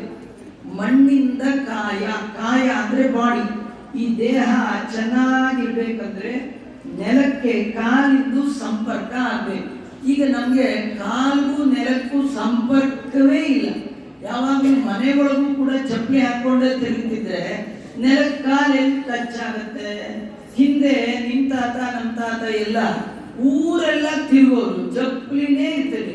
ಅವ್ರು ಚಪ್ಪಲಿ ಹಾಕೊಳ್ಳೋದು ಅಂದ್ರೆ ಅದೊಂದು ಭಾರಿ ಪ್ರೋಗ್ರಾಮ್. ಎಲ್ಲ ಮದುವೆ ಮನೆಗೆ ಹೋಗ್ಬೇಕಾದ್ರೆ ಯಾರು ಏನು ಅನ್ಕೊಳ್ತಾರೋ ಅಂತ ಹೇಳಿ ಚಪ್ಪಲಿ ಹಾಕೊಳ್ತಿದ್ದೇವೆ. ನಾರ್ಮಲ್ ಆಗಿ ಗಂಡ ಇರ್ಲಿ ಹೆಂಡತಿ ಇರ್ಲಿ, ಹಳೇ ಓಲ್ಡ್ ಗಂಡ ಹೆಂಡತಿನ ನೀವು ನೋಡಿದ್ರೆ ನೋಡ್ರಿ, ಚಪ್ಪಲಿ ಇಲ್ಲೇ ಇಲ್ಲ. ಅದಕ್ಕೆ ಅವ್ರು ಆರೋಗ್ಯವಾಗಿ ಇರ್ತಿದ್ರು. ಈಗ ಮಲ್ಕೊಳ್ಳುವಾಗ ಅಂಗಾಲ ಗಣ್ಣೆ ಹಚ್ಚುವ ಅದೇ ಒಂದು ಅರ್ಧ ಗಂಟೆ ಪ್ರೋಗ್ರಾಮ್ ಆಗ್ಬಿಡುತ್ತೆ. ನಿದ್ದೆನೂ ಬರಲ್ಲ, ಕಾಲು ಜೋ ಅನ್ನಂತೆ ಏನೋ ನೂರಾರು ಪ್ರಾಬ್ಲಮ್. 50-60 ಆಯ್ತು ಅಂದ್ರೆ ಮೊದಲು ಬರೋದೇ ಕಾಲು ಅಲ್ವಾ? ಆದ್ರೆ ಇಲ್ಲಿ ಆ ಭಗವಂತ ಅವನನ್ನ ನಾವು ನೆನೆಸ್ಕೊಳ್ಬೇಕು. ಜಲೇಶು ಮಾಂ ರಕ್ಷತು ಮತ್ಸ್ಯಮೂರ್ತಿ. ಕೆಲವರು ಮನೆಯಲ್ಲಿ ಮಾರ್ಬಲ್ ಹಾಕ್ಸಿರ್ತಾರೆ ಬಿಡೀದು, ಅಲ್ಲಿ ನೀರು ಬಿದ್ದರೆ ಕಾಣೋದೇ ಇಲ್ಲ. ಅವತ್ತು ಮನೇಲಿ ಭಾರಿ ಫಂಕ್ಷನ್, ಇವ್ರದ್ದು ಏನೇ ಬೋರಿ ತಾರಾಟ ಅಂದ್ರೆ ಶಾಂತೋಗ್ರ ಮನೆ ದ್ಯಾವೂಟ ಅಂತ ಓಡಾಡ್ತಿರ್ತಾಳೆ. ದಬಾ ಅಂತ ಅರ್ಜೆಂಟ್ ಎಲ್ಲೋ ಕಾಲಿಡೋದು, ಕಾಲಿಟ್ರೆ ಇಂದಿರಾರಮಣ ಗೋವಿಂದ, ಸೀದಾ ಆಂಬುಲೆನ್ಸ್ ಫೋನ್ ಮಾಡಿ 6 ತಿಂಗಳು ರೆಸ್ಟ್. ಏನ್ ಕಾರಣ ಇದಕ್ಕೆ? ನೀರು. ನೀವೇನ್ ಈಜ್ ಹೊಡೆದಿದ್ದಲ್ಲ, ಎಲ್ಲ ಒಂದು ಕಾಲಿಟ್ಟದ್ದಕ್ಕೆ ಈ ಫಜೀತಿ ಆಗೋದಾದ್ರೆ ಎಲ್ಲಿ ಕಾಲಿಡ್ತೀವೋ, ಎಲ್ಲಿ ಜಾರ್ತೀವೋ, ಏನಾಗತ್ತೋ, ಇದಾಗಬಾರ್ದು ಅಂತಾದ್ರೆ ಜಲೇಶು ಮಾಂ ರಕ್ಷತು ಮತ್ಸ್ಯಮೂರ್ತಿ. ಮತ್ಸ್ಯರೂಪಿ ಪರಮಾತ್ಮನ ಸ್ಮರಣೆ ಮಾಡಬೇಕು. ಹೀಗೆಲ್ಲ ಹೇಳ್ತಾರೆ. ಸ್ಥಳೇಶು ಮಾಯಾವಟುವ ಮನೋವ್ಯಾತ್. ಸ್ಥಳ ಅಂದ್ರೆ ನೆಲ. ನೆಲದಲ್ಲಿ ನಡೆಯುವಾಗ ನೆಲವನ್ನು ಅಳೆದ ವಾಮನ ನಮ್ಮನ್ನ ರಕ್ಷಣೆ ಮಾಡಲಿ. ಅಲ್ಲ ಯಾಕೆ ನಡೆಯುವಾಗ ಯಾಕೆ ರಕ್ಷಣೆ ಬೇಕ್ರಿ? ನೀವು ಅರ್ಜೆಂಟ್ ಓಡಾಡುವಾಗ ಎಷ್ಟೋ ಸತಿ ಹೊಸಲನ್ನೇ ಎಡುತ್ತಾರೆ ಸರ್. ಹೊಸಲಿ ಎಡಿದ್ರೆ ಆ ಹುಡುಗರು ಒಳಗೆ ಹೋಗ್ಬಿಟ್ರೆ ಅಯ್ಯೋ ಎಷ್ಟು ನೋವಾಗತ್ರಿ. ಕೆಲವರು ಎಡವಿರ್ತಾರೆ, ಮುಖ ಕೆಟ್ಟದು ಮಾಡ್ಕೊಂಡಿರ್ತಾರೆ. ಯಾರೋ ಅವ್ರನ್ನ ಕೇಳ್ತಾರೆ, ಎಡವಿದ್ರ ನೋವಾಯ್ತಾ ಅಂತ. ಈ ಮಕ್ಕಳು ಬಿದ್ದಾಗ ಸುಮ್ಮನಿದ್ರೆ ಅವು ಸುಮ್ಮನಿರುತ್ತೆ. ನೀವು ಆ ಮಕ್ಕಳು ಬಿದ್ದೀಯಾ ನೋವಾಯ್ತಾ ಅಂದ್ರೆ ಓ ಅಂತ ಅಲ್ಲಿವರೆಗೂ ಅದೇನು ಮಾತಾಡಲ್ಲ, ಸುಮ್ಮನೆ ಇರುತ್ತೆ. ಹಾಗೆ ಯಾರಿಗಾದ್ರೂ ಎಡವುದ್ರ ಅಂತ ಕೇಳಿದ್ರೆ ನಿಮಗೂ ಬೀಳಿ ಗೊತ್ತಾಗತ್ತೆ ಅಂತ ಸಿಟ್ಟಿಗೆ ಅಂತ ಅಲ್ವಾ? ಅದೆಷ್ಟು ನೋವಾಗತ್ತೆ. ಕೆಲವರು ನಡೀತಾ ಜಾಡ್ತಾರೆ. ಎಷ್ಟೋ ಜನ ವಯಸ್ಸಾದಾಗ ನಡೆಯುವಾಗ ಇಂಬ್ಯಾಲೆನ್ಸ್ ಆಗಿ ಬಿದ್ದು ಬೆಡ್ ರಿಡನ್ ಆದ ಕಥೆಗಳು ಎಷ್ಟೋ ನೀವು ಜೀವನದಲ್ಲಿ ಕೇಳಿದ್ದೀರಿ. ಹಾಗಾಗಿ ನೀವು ನಡೆಯುವಾಗ ನಿಮಗೆ ರಕ್ಷಣೆ ಯಾರು ಮಾಡಬೇಕು? ಬೀಳದ ಹಾಗೆ ನಿಮ್ಮನ್ನ ನಡೆಸುವವ ಯಾರು ಅಂದ್ರೆ ವಾಮನ.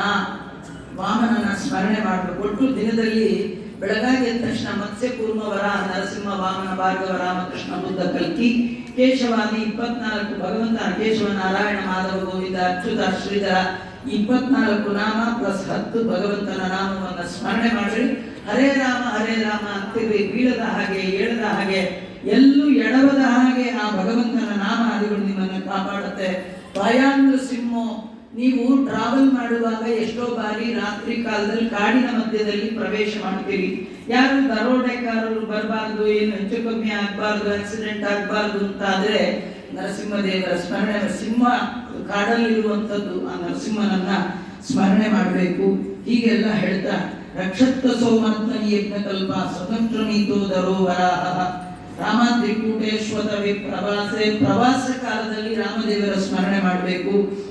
ಹೀಗೆಲ್ಲ ದೇವರ ಸ್ಮರಣೆ ಯಾವಾಗ ತ್ರಿವಿಕ್ರಮಕ್ಕೆ ಒಂದು ವಿಶ್ವರೂಪ. ಖೇ ಅಂದ್ರೆ ಆಕಾಶ.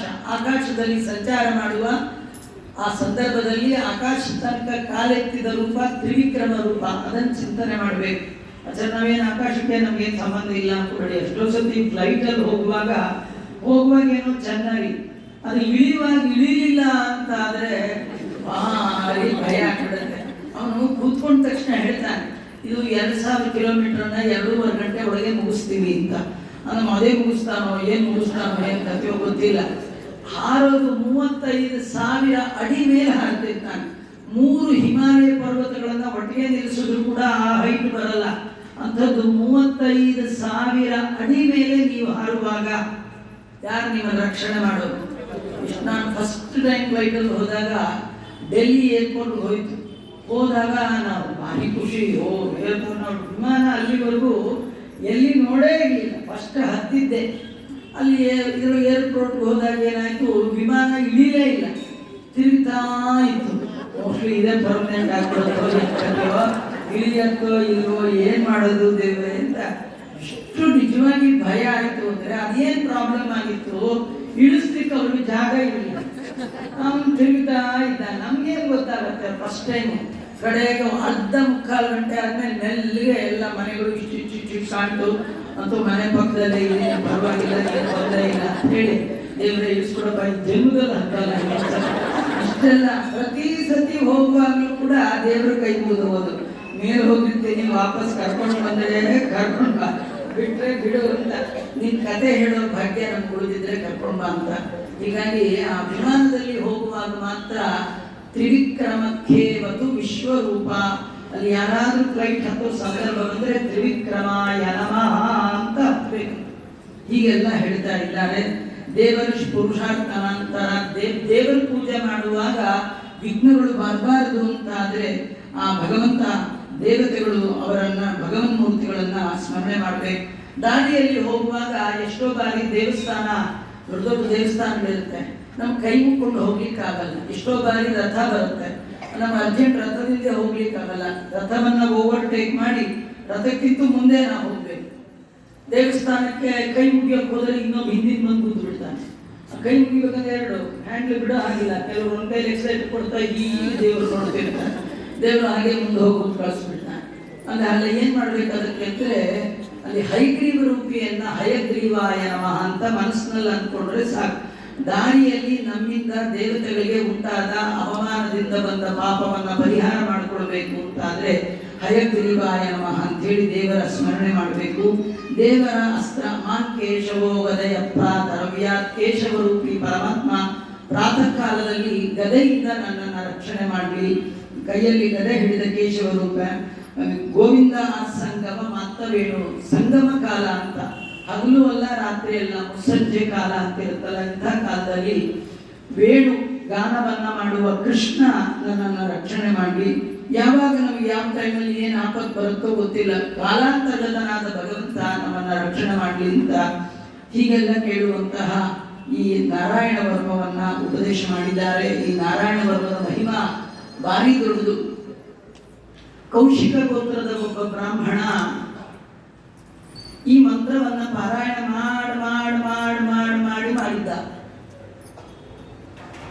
ಅವನು ಸಂಚಾರ ಮಾಡುವಾಗ ಅವನು ಪ್ರಾಣತ್ಯಾಗ ಮರಳು ಭೂಮಿಯಲ್ಲಿ ಮಾಡಿಬಿಟ್ಟ. ಮರುಭೂಮಿಯಲ್ಲಿ ಅವನು ಸತ್ತಿದ್ದ ಮಕ್ಕಳಿಗಾಗಲಿ ಯಾರು ಏನು ಗೊತ್ತಾಗಲೇ ಇಲ್ಲ. ಆ ರಣ ಬಿಸಿಲಲ್ಲೇ ಆ ಮರಳಲ್ಲೇ ಅವನ ದೇಹ ಹೂತೋಗಿ ಅಲ್ಲೇ ಅವನು ಹೋಗೇ ಬಿಟ್ಟ. ಆದರೆ ಒಬ್ಬ ಗಂಧರ್ವ ಒಮ್ಮೆ ತನ್ನ ವಿಮಾನದಲ್ಲಿ ಸಂಚಾರ ಮಾಡುವಾಗ ಇವನು ಸತ್ತ ಜಾಗದಲ್ಲಿ ಬಿದ್ದ ಇವನ ಮೂಳೆಯನ್ನ ಓವರ್ಟೇಕ್ ಮಾಡಿ ಹೋದಾಗ ಅವನ ವಿಮಾನ ತಲೆ ಕೆಳಗಾಗಿ ಬಿದ್ದು ಬಿಡ್ತು. ವಿಮಾನಗಳು ಹಾಗೆಲ್ಲ ಬೀಳೋದೇ ಇಲ್ಲ ದೇವಲೋಕದ್ದು. ಇವನಿಗೆ ಆಶ್ಚರ್ಯ, ಯಾಕೆ ಬಿತ್ತು ಅಂತ ವಾಲಿ ಕಿರಿಯರು ಅಂತ ಸೂರ್ಯನ ರಥದ ಮುಂದೆ ಸೂರ್ಯನನ್ನ ಕುರಿತು ವೇದಗಳಿಂದ ಸ್ತೋತ್ರ ಮಾಡುವ ಋಷಿಗಳು 60,000 ಜನ. ಅವರನ್ನು ಕೇಳಿದ, ನನ್ನ ರಥ ಹೀಗೆ ಬೀಳಿಕ್ಕೆ ಏನ್ ಕಾರಣ, ನಿಮ್ಗೇನಾದ್ರು ಗೊತ್ತಾ ಅಂತ. ಅವರಂದ್ರು, ನೋಡಪ್ಪ, ಇಲ್ಲಿ ಒಬ್ಬ ಕೌಶಿಕ ಗೋತ್ರದ ಬ್ರಾಹ್ಮಣ ತನ್ನ ದೇಹವನ್ನ ವಿಸರ್ಜನೆ ಮಾಡಿದ್ದಾನೆ. ಅವನು ನಾರಾಯಣ ವರ್ಮವನ್ನ ಜಪ ಮಾಡಿ ಸಿದ್ಧಿ ಮಾಡಿಕೊಂಡ ಮಹಾನುಭಾವ. ನೀನು ಅವನ ಮೂಳೆಯನ್ನ ದಾಟಿದ್ದೀಯಾ, ನಿನಗೆ ಇಂಥದ್ದಾಗಿದೆ. ಆ ಮೂಳೆಯನ್ನ ಸರಸ್ವತಿ ನದಿ ತೀರದಲ್ಲಿ ಸರಸ್ವತಿಯಲ್ಲಿ ಅಸ್ಥಿ ವಿಸರ್ಜನೆ ಮಾಡು, ನಿನ್ ವಿಮಾನ ರಿಪೇರಿ ಆಗುತ್ತೆ ಅಂದಾಗ ಅವನ ಬಹಳ ಹುಡುಕಿ ಅವರ ಮೂಳೆಯನ್ನು ತಗೊಂಡೋಗಿ ಅಸ್ಥಿ ಸಂಚಯನ ಮಾಡಿದ್ಮೇಲೆ ನಮ್ಮ ರಥ ಸರಿ ಹೋಯ್ತು ಅಂತ ಒಂದು ಕಥೆ. ಈ ಕಥೆಯಲ್ಲಿ ನಮಗೇನ್ ಸಂದೇಶ ಅಂತಂದ್ರೆ, ಭಗವಂತನ ನಾಮ ಸಂಕೀರ್ತನೆಯನ್ನ ಯಾರು ಮಾಡ್ತಾರೆ ಅವರಿಗೆ ಅಂತ್ಯ ಸಂಸ್ಕಾರ ಮಾಡ್ಲಿಕ್ಕೆ ಮಕ್ಕಳು ಬಾರದಿದ್ರು ಭಗವಂತ ಯಾರನ್ನಾದ್ರೂ ಕಳಿಸ್ಕೊಟ್ಟು ಅವರಿಗೆ ಅಂತ್ಯ ಸಂಸ್ಕಾರ ಮಾಡಿಸ್ತಾನೆ. ತುಂಬಾ ಜನರಿಗೆ ಮಕ್ಕಳಿಲ್ಲ ಅಂದ್ರೆ ಮುಂದೇನಪ್ಪ ಗತಿ, ಭಗವಂತ ಅಂತಾನೆ, ನನ್ನ ನಾಮವೇ ನಿಮಗೆ ಗತಿ, ನನ್ನ ನಾಮ ನೀವು ಸರಿಯಾಗಿ ಉಪಯೋಗ ಮಾಡಿದ್ದೆ ಆದ್ರೆ ಅಂತ್ಯಕಾಲದಲ್ಲಿ ಮಕ್ಕಳು ಅಷ್ಟು ಕರೆಕ್ಟ್ ಬರಲ್ಲ, ನಾನು ಬರ್ತೇನೆ ಅಂತ. ನಾನು ಬಂದು ನಿಮ್ಗೇನ್ ಬೇಕೋ ಯಾವ ರೀತಿ, ನಿಮ್ಗೆ ಆಶ್ಚರ್ಯ, ದೇವ್ರು ಇದೆಲ್ಲ ಮಾಡ್ತಾನ ಅಂದ್ರೆ ನೋಡಿ, ದೇವರು ರಾಮನಾಗಿ ಬಂದ, ರಾಮನಾಗಿ ಬಂದು ರಾವಣನ ಸಂಹಾರ ಮಾಡಿದ. ರಾವಣ ಯಾರು ಅಂದ್ರೆ ರಾಮನ ಹೆಂಡತಿಯನ್ನ ಕದ್ದೊಯ್ದ ಪಾಪಿ. ದೇವರು ಅವನು ಸಂಹಾರ ಮಾಡಿದ. ಸಂಹಾರ ಆಗಿ ಸತ್ತ ರಾವಣನ ನೋಡಿ ರಾವಣನ ತಮ್ಮನಾದ ವಿಭೀಷಣನಿಗೆ ರಾಮ ಹೇಳಿದ, ನೋಡು ನಿಮ್ಮಣ್ಣ ಸತ್ತಿದ್ದಾನೆ, ಅವನಿಗೆ ರಾಜರಿಗೆ ಹೇಗೆ ಗೌರವದಿಂದ ಅಂತ್ಯ ಸಂಸ್ಕಾರ ಮಾಡಬೇಕು, ನೀನು ಹಾಗೆ ರಾವಣನಿಗೆ ಅಂತ್ಯ ಸಂಸ್ಕಾರ ಮಾಡು ಅಂತ ತಮ್ಮನಿಗೆ ಹೇಳಿದ. ಯಾಕಂದ್ರೆ ರಾವಣನ ಇಬ್ಬರು ಮಕ್ಕಳು ಅಕ್ಷಕುಮಾರ, ಇಂದ್ರಜಿತ್ ಇಬ್ಬರು ಸತ್ತೋಗಿದ್ರು, ಮಾಡೋರು ಯಾರೂ ಇಲ್ಲ. ತಮ್ಮನಿಗೆ ಹೇಳಿದ್ರೆ ತಮ್ಮ ಅಂದ ವಿಭೀಷಣ, ರಾಮ ನೀನ್ ಏನಾದ್ರೂ ಹೇಳು, ಎಡಗಾಲಲ್ಲಿ ತೋರಿಸಿದ ಕೆಲಸ ತಲೆ ಮೇಲೆ ಇಟ್ಕೊಂಡು ಮಾಡ್ತೀನಿ, ಆದ್ರೆ ನಮ್ಮ ಅಣ್ಣನಿಗೆ ಸಂಸ್ಕಾರ ಮಾಡುವುದ್ರೆ ಮಾಡಲ್ಲ. ಯಾಕೆ ಎಂದ ರಾಮ, ಅವನು ಮಹಾಪಾಪಿ, ಪರಸ್ತ್ರೀ ಚೋರ, ಅದನ್ನು ಪರಮಾತ್ಮನ ಸ್ತ್ರೀ, ನಿನ್ನ ಹೆಂಡತಿನ ಕದ್ದವನು. ಅದಕ್ಕೆ ರಾಮ ಅಂದ, ನನ್ನ ಹೆಂಡತಿನ ಕದ್ದದ್ದಕ್ಕೆ ನಂಗೆ ಇಟ್ಟು ಸಿಟ್ಟಿಲ್ಲ, ನಿನಗೆ ಯಾಕೆ ಇಟ್ಟು ಸಿಟ್ಟು? ಹಾಗೆಲ್ಲ ಮಾಡಬೇಡ, ಬದುಕಿರೋವರೆಗೂ ಮಾತ್ರ ದ್ವೇಷ, ಸತ್ತ ಹೆಣದ ಜೊತೆ ಯಾರು ದ್ವೇಷ ಮಾಡ್ತಾರೆ? ಸತ್ತು ಹೋಗಿ ಆಯ್ತು, ನೀನು ಅವನಿಗೆ ಸಂಸ್ಕಾರ ಮಾಡು ಅಂತ ರಾಮ ಹೇಳಿದ್ರೆ, ವಿಭೀಷಣ ಮತ್ತೆ ಹೇಳ್ದ, ನೀನು ಬೇಕಾದ ಹೇಳು, ಇವನು ಪಾಪಿ, ಇವನು ಅಯೋಗ್ಯ, ಇವನು ದೇಶದ್ರೋಹಿ, ಇವನು ದೈವದ್ರೋಹಿ, ಇವನಿಗೆ ನಾನು ಸಂಸ್ಕಾರ ಮಾಡೋಲ್ಲ. ರಾಮ ಅಂದ, ನೀ ಮಾಡ್ತೀಯೋ ನಾ ಮಾಡ್ಲೋ ಅಂದ. ಅಂದ್ರೆ ರಾಮನ ಕಾರುಣ್ಯ ಎಷ್ಟು ದೊಡ್ಡದು ಅಂದ್ರೆ, ಯಾರು ದೇವರ ಸ್ಮರಣೆಯನ್ನ ಮಾಡ್ತಾರೆ, ಶತ್ರುಗಳಿಗೆ ಸಂಸ್ಕಾರ ಮಾಡಲಿಕ್ಕೆ ಸಿದ್ಧನಾದ ಪರಮಾತ್ಮ ಪ್ರೀತಿಯಿಂದ ಅವನ ನಾಮ ಸಂಕೀರ್ತನೆಯನ್ನ ಮಾಡಿದ್ರೆ ನಿಮ್ಗೆ ಅಂತ್ಯ ಸಂಸ್ಕಾರಕ್ಕೆ ಅವನು ಬರದೇ ಇರ್ತಾನ? ಖಂಡಿತ ಬರ್ತಾನೆ. ಆಚಾರ್ಯ ಶಂಕುಚಕ್ರ ಹಿಡ್ಕೊಂಡು ಬರ್ತಾನ? ಇಲ್ಲ ರೀ, ನೀವೇ ಯಾರಾದ್ರೂ ಟೈಮಿಗೆ ಸರಿ ಬಂದ್ರೆ ಏನಂತೀರಿ? ದೇವರು ಬಂದಾಗ ಬಂದ್ರಿ, ಯಾರು ಮಾಡೋರು ಇರ್ಲಿಲ್ಲ, ಟೈಮ್ ಹಾಗೆ. ನಮಗೂ ಅಷ್ಟೇ, ಎಷ್ಟೋ ಜನಕ್ಕೆ ಮಕ್ಕಳನ್ನು ಹೆತ್ತಿದ್ರು ಕೂಡ ಕರೋನಾ ಟೈಮಲ್ಲಿ ಯಾರು ಮಾಡಿದ್ರು ರೀ? ಯಾರ್ಯಾರೋ ಮಾಡಿದ್ರು, ಯಾರ್ಯಾರೋ ಮಾಡಲಿಲ್ಲ, ಯಾರ್ಯಾರೋ ಒಳಗೆ ಭಗವಂತ ಇದ್ದು ಮಾಡಿಸ್ದ ಅಂತ ತಿಳ್ಕೊಳ್ಬೇಕು. ಹಾಗಾಗಿ ಈ ನಾರಾಯಣ ವರ್ಮದ ಒಂದು ಮಹಿಮೆ ಏನಂತಂದ್ರೆ, ಯಾರು ಭಗವಂತನ ನಾಮ ಸಂಕೀರ್ತನೆಯೇ ನಮಗೆ ರಕ್ಷಾ ಕವಚ ಅಂತ ತಿಳಿದು ಭಗವಂತನ 10 ಹೆಸರುಗಳು, 24 ಭಗವಂತನ ನಾಮ, ಹರೇ ರಾಮ ಸ್ಮರಣೆ ಮಾಡ್ತಿರ್ತಾರೆ. ಅವರು ಸತ್ತಾಗ ಯಾರಿಲ್ಲದೆ ಇದ್ರು ಅನಾಥೋ ದೈವ ರಕ್ಷಕ, ನಾನೇ ಬರ್ತೇನೆ ಅಂತ ಭಗವಂತ ಹೇಳಿದ ಕಥೆ ಇದಿಷ್ಟು ನಾರಾಯಣ ವರ್ಮ. ನೀವು ಭಾಗವತದಲ್ಲಿ ಏನು ಕೇಳದೆ ಇರಲಿ, ನಾರಾಯಣ ವರ್ಮ ಕೇಳಲಿಕ್ಕೆ ಬೇಕು. ಆದ್ರಿಂದ ಇಂಥ ನಾರಾಯಣ ವರ್ಮ ಭಾಗವತದ ಲಕ್ಷಣದಲ್ಲಿ ಒಂದು ಅಂತ ಕಥೆಯನ್ನು ವರ್ಣನೆ ಮಾಡಿದ್ದಾರೆ. ಮುಂದೆ ಇನ್ನ ಹೋಮ ಮಾಡಪ್ಪ ಅಂತ ಹೇಳಿ ವಿಶ್ವರೂಪಾಚಾರ್ಯರು ಹೋಮಕ್ಕೆ ಸಿದ್ಧ ಮಾಡಿಕೊಂಡ್ರು. ಹೋಮ ಶುರುವಾಯಿತು. ವಿಚಿತ್ರ ಅಂದ್ರೆ ಈ ಆಚಾರ್ಯಗೆ 3 ತಲೆ ಇತ್ತಂತೆ. ಯಾರಿಗೆ? ವಿಶ್ವರೂಪಾಚಾರ್ಯರಿಗೆ, ಭೂಲೋಕದ ಆಚಾರ್ಯಗೆ 3 ತಲೆ. 3 ತಲೆ ಅಂದ್ಮೇಲೆ 6 ಕಣ್ಣು, 2 ಬಾಯಿ, 6 ಕಿವಿ, 3 ಬಾಯಿ ಇತ್ತಲ್ಲ, ಆ 3 ಬಾಯಿನ ರಿಸರ್ವ್ ಇಟ್ಕೊಂಡಿದ್ದರು. ಏನ್ ರಿಸರ್ವ್? ಒಂದೊಂದು ಬಾಯಿ ಒಂದೊಂದಕ್ಕೆ ಇಟ್ಕೊಂಡಿದ್ದಂತೆ. ಒಂದು ಅನ್ನಾದ, ಅದ ಅಂದ್ರೆ ಭಕ್ಷಣ ತಿನ್ನೋದು, ಒಂದು ಅನ್ನ ತಿನ್ಲಿಕ್ಕೆ ಅಂತ ಬಾಯಿ ಇಟ್ಕೊಂಡಿದ್ದ. ಇನ್ನೊಂದು ಸೋಮಪೀತ ಅಂತ, ಈ ಹೋಮದಲ್ಲಿ ಸೋಮಲತೆಗಳು ಅಂತ ಬಳ್ಳಿಯನ್ನು ತಂದು ಹಿಂಡಬೇಕು, ಅದನ್ನ ಹೋಮ ಮಾಡುವವರು ಸ್ವೀಕಾರ ಮಾಡ್ತಕ್ಕಂಥ ಸೋಮಪಾನಕ್ಕೆ ಒಂದು ಇಟ್ಕೊಂಡಿದ್ರು. ಇನ್ನೊಂದಿತ್ತು, ಅದು ಸುರಾಪಾನಕ್ಕೆ ಇಟ್ಕೊಂಡಿದ್ರು. ಅಂತ ಆಶ್ಚರ್ಯ. ಈ ಕಥೆ ಎಲ್ಲ ಕೇಳುವಾಗ ನಿಮ್ಗೆ ಅನ್ಸುತ್ತೋ ಇಲ್ಲೋ, ನಂಗನ್ನಿಸ್ತು. ನಮ್ಗೊಂದು 2 ಕೊಟ್ಟಿದ್ರೆ ಬಾಯಿ ಅನುಕೂಲ ಆಗಿರೋದು. ನಾವು ಹೀಗೆ ಫಿಕ್ಸ್ ಮಾಡ್ಕೊಳ್ಬೋದು. ಸುಳ್ಳು ಹೇಳಕ್ ಒಂದು, ನಿಜ ಹೇಳಲಿಕ್ಕೆ ಒಂದು, ಮಂತ್ರ ಹೇಳಲಿಕ್ಕೆ ಒಂದು, ಬೈಲಿಕ್ಕೆ ಒಂದು, ಮಡಿ ತಿನ್ಲಿಕ್ಕೆ ಒಂದು, ಮೈಗೆ ತಿನ್ಲಿಕ್ಕೆ ಒಂದು, ಮನೆಯಲ್ಲಿ ತಿನ್ಲಿಕ್ಕೆ ಒಂದು, ಬೀದಲ್ಲಿ ತಿನ್ಲಿಕ್ಕೆ ಒಂದು, ಹೀಗೆ ಇಟ್ಕೋಬಹುದಿತ್ತು. ದೇವರಿಗೇನು ದೊಡ್ಡದಲ್ಲ ನೋಡಿ. 2 ಕಣ್ಣು ಕೊಟ್ಟ, 2 ಕಿವಿ ಕೊಟ್ಟ, 2 ಕೈ ಕೊಟ್ಟ, 2 ಕಾಲು ಕೊಟ್ಟ, 2 ಕಿಡ್ನಿ ಕೊಟ್ಟ, 2 ಬಾಯಿ ಕೊಡಕ್ಕೆ ಏನಾಗಿತ್ರಿ ಅವನಿಗೆ?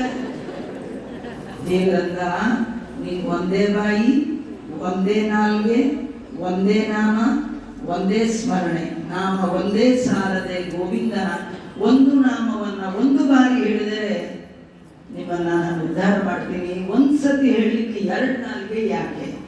1 ನಾಲ್ಗೆ ಸಾಕು. ಒಂದು. ಇನ್ನೊಂದು, ತುಂಬಾ ದೊಡ್ಡವರಾದ ವಿಶ್ವರೂಪಾಚಾರ್ಯರಿಗೆ ಎಕ್ಸ್ಟ್ರಾ ಕೊಟ್ಟಿದ್ದಕ್ಕೆ ಮಿಸ್ಯೂಸ್ ಮಾಡಿಕೊಂಡ್ರು. ನಿಮಗೇನಾದ್ರೂ ಕೊಟ್ರೆ ಎಷ್ಟು ಮಿಸ್ಯೂಸ್? 1 ಬಾಯಿ ಇದ್ದೇ ಬೊಂಬಾಯಿ ಆಗಿದೆ. ಏನಾದ್ರೂ ಮೂರ್ ಬಾಯಿ ಕೊಡ್ತಿದ್ರೆ ಗೋವಿಂದ. ದೇವರು ನಮ್ಗೆಲ್ಲ ಕೊಟ್ಟರು, ಟ್ರೈ ಮಾಡಿ ಯಾವ್ದು ಕೊಟ್ರೆ ಸೂಟ್ ಅಂತ ನೋಡ್ಕೊಂಡು ಅಟ್ಟೆ ಕೊಟ್ಟ. ಭೂಲೋಕ ಜನಕ್ಕೆ ಏನಾದ್ರು 3 ಬಾಯಿ ಕೊಟ್ರೆ ಪೂರಾ ಸರ್ಕಲ್ ಅಲ್ಲಿ ನಿಂತು ಜಗಳ ಆಡಿದ್ರೆ 3 ದಿಕ್ಕಲ್ಲಿ ತತ್ತರಿಸಿ ಹೋಗ್ಬಿಡ್ಬೇಕು ಅಲ್ವಾ. ಏನಾದ್ರು 3 ಬಾಯಿ ಕೊಟ್ಟು ಮಗು ಹತ್ರೆ, ಒಂದು ಮಗು ಅಳ್ತಾ ಇರೋದನ್ನ ಕೇಳಿದ್ರೆ ಆಗದೆ ಒದ್ದಾಡ್ತಿರ್ತೀವಿ. ಹುಟ್ಟಿದ ಮಗು 3 ಬಾಯಿಗೆ ಅಳಕ್ ಶುರು ಮಾಡಿದ್ರೆ ಅಮ್ಮ ಎಲ್ಲೋ ತಮ್ಮಂತ ಕೆರೆ ಬಾಗಿ ನೋಡ್ಕೊಳ್ಳೇಬೇಕ, ಬಹಳ ಕಷ್ಟ ಆಗ್ಬಿಡುತ್ತೆ ಅಲ್ವಾ. ಅದರಿಂದ ನೀವೆಲ್ಲ ಬೇಡ ಒಂದೇ ಬಾಯಿ ಕೊಟ್ಟ. ಏನ್ ಮಿಸ್ಯೂಸ್ ಆಯ್ತು? ಅದು ಹೋಮ ಶುರುವಾಯ್ತು.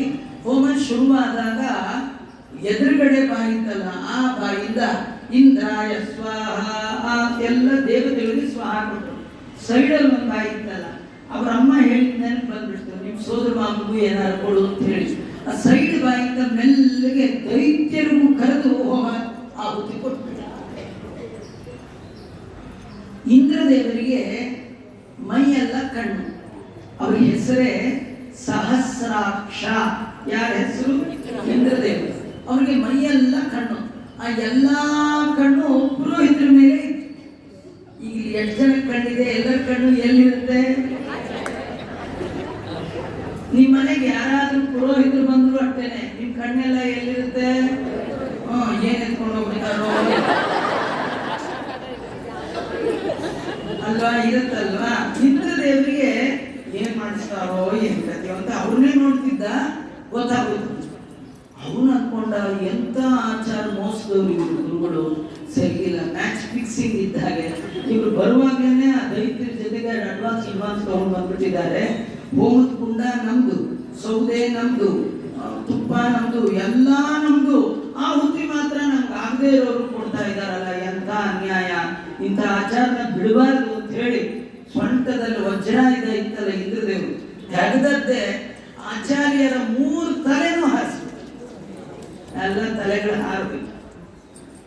ಎಂತ ಡೇಂಜರ್ ಕೆಲಸ ನೀವು ಪೌರೋಹಿತ್ಯ ಮಾಡಿಸೋದು.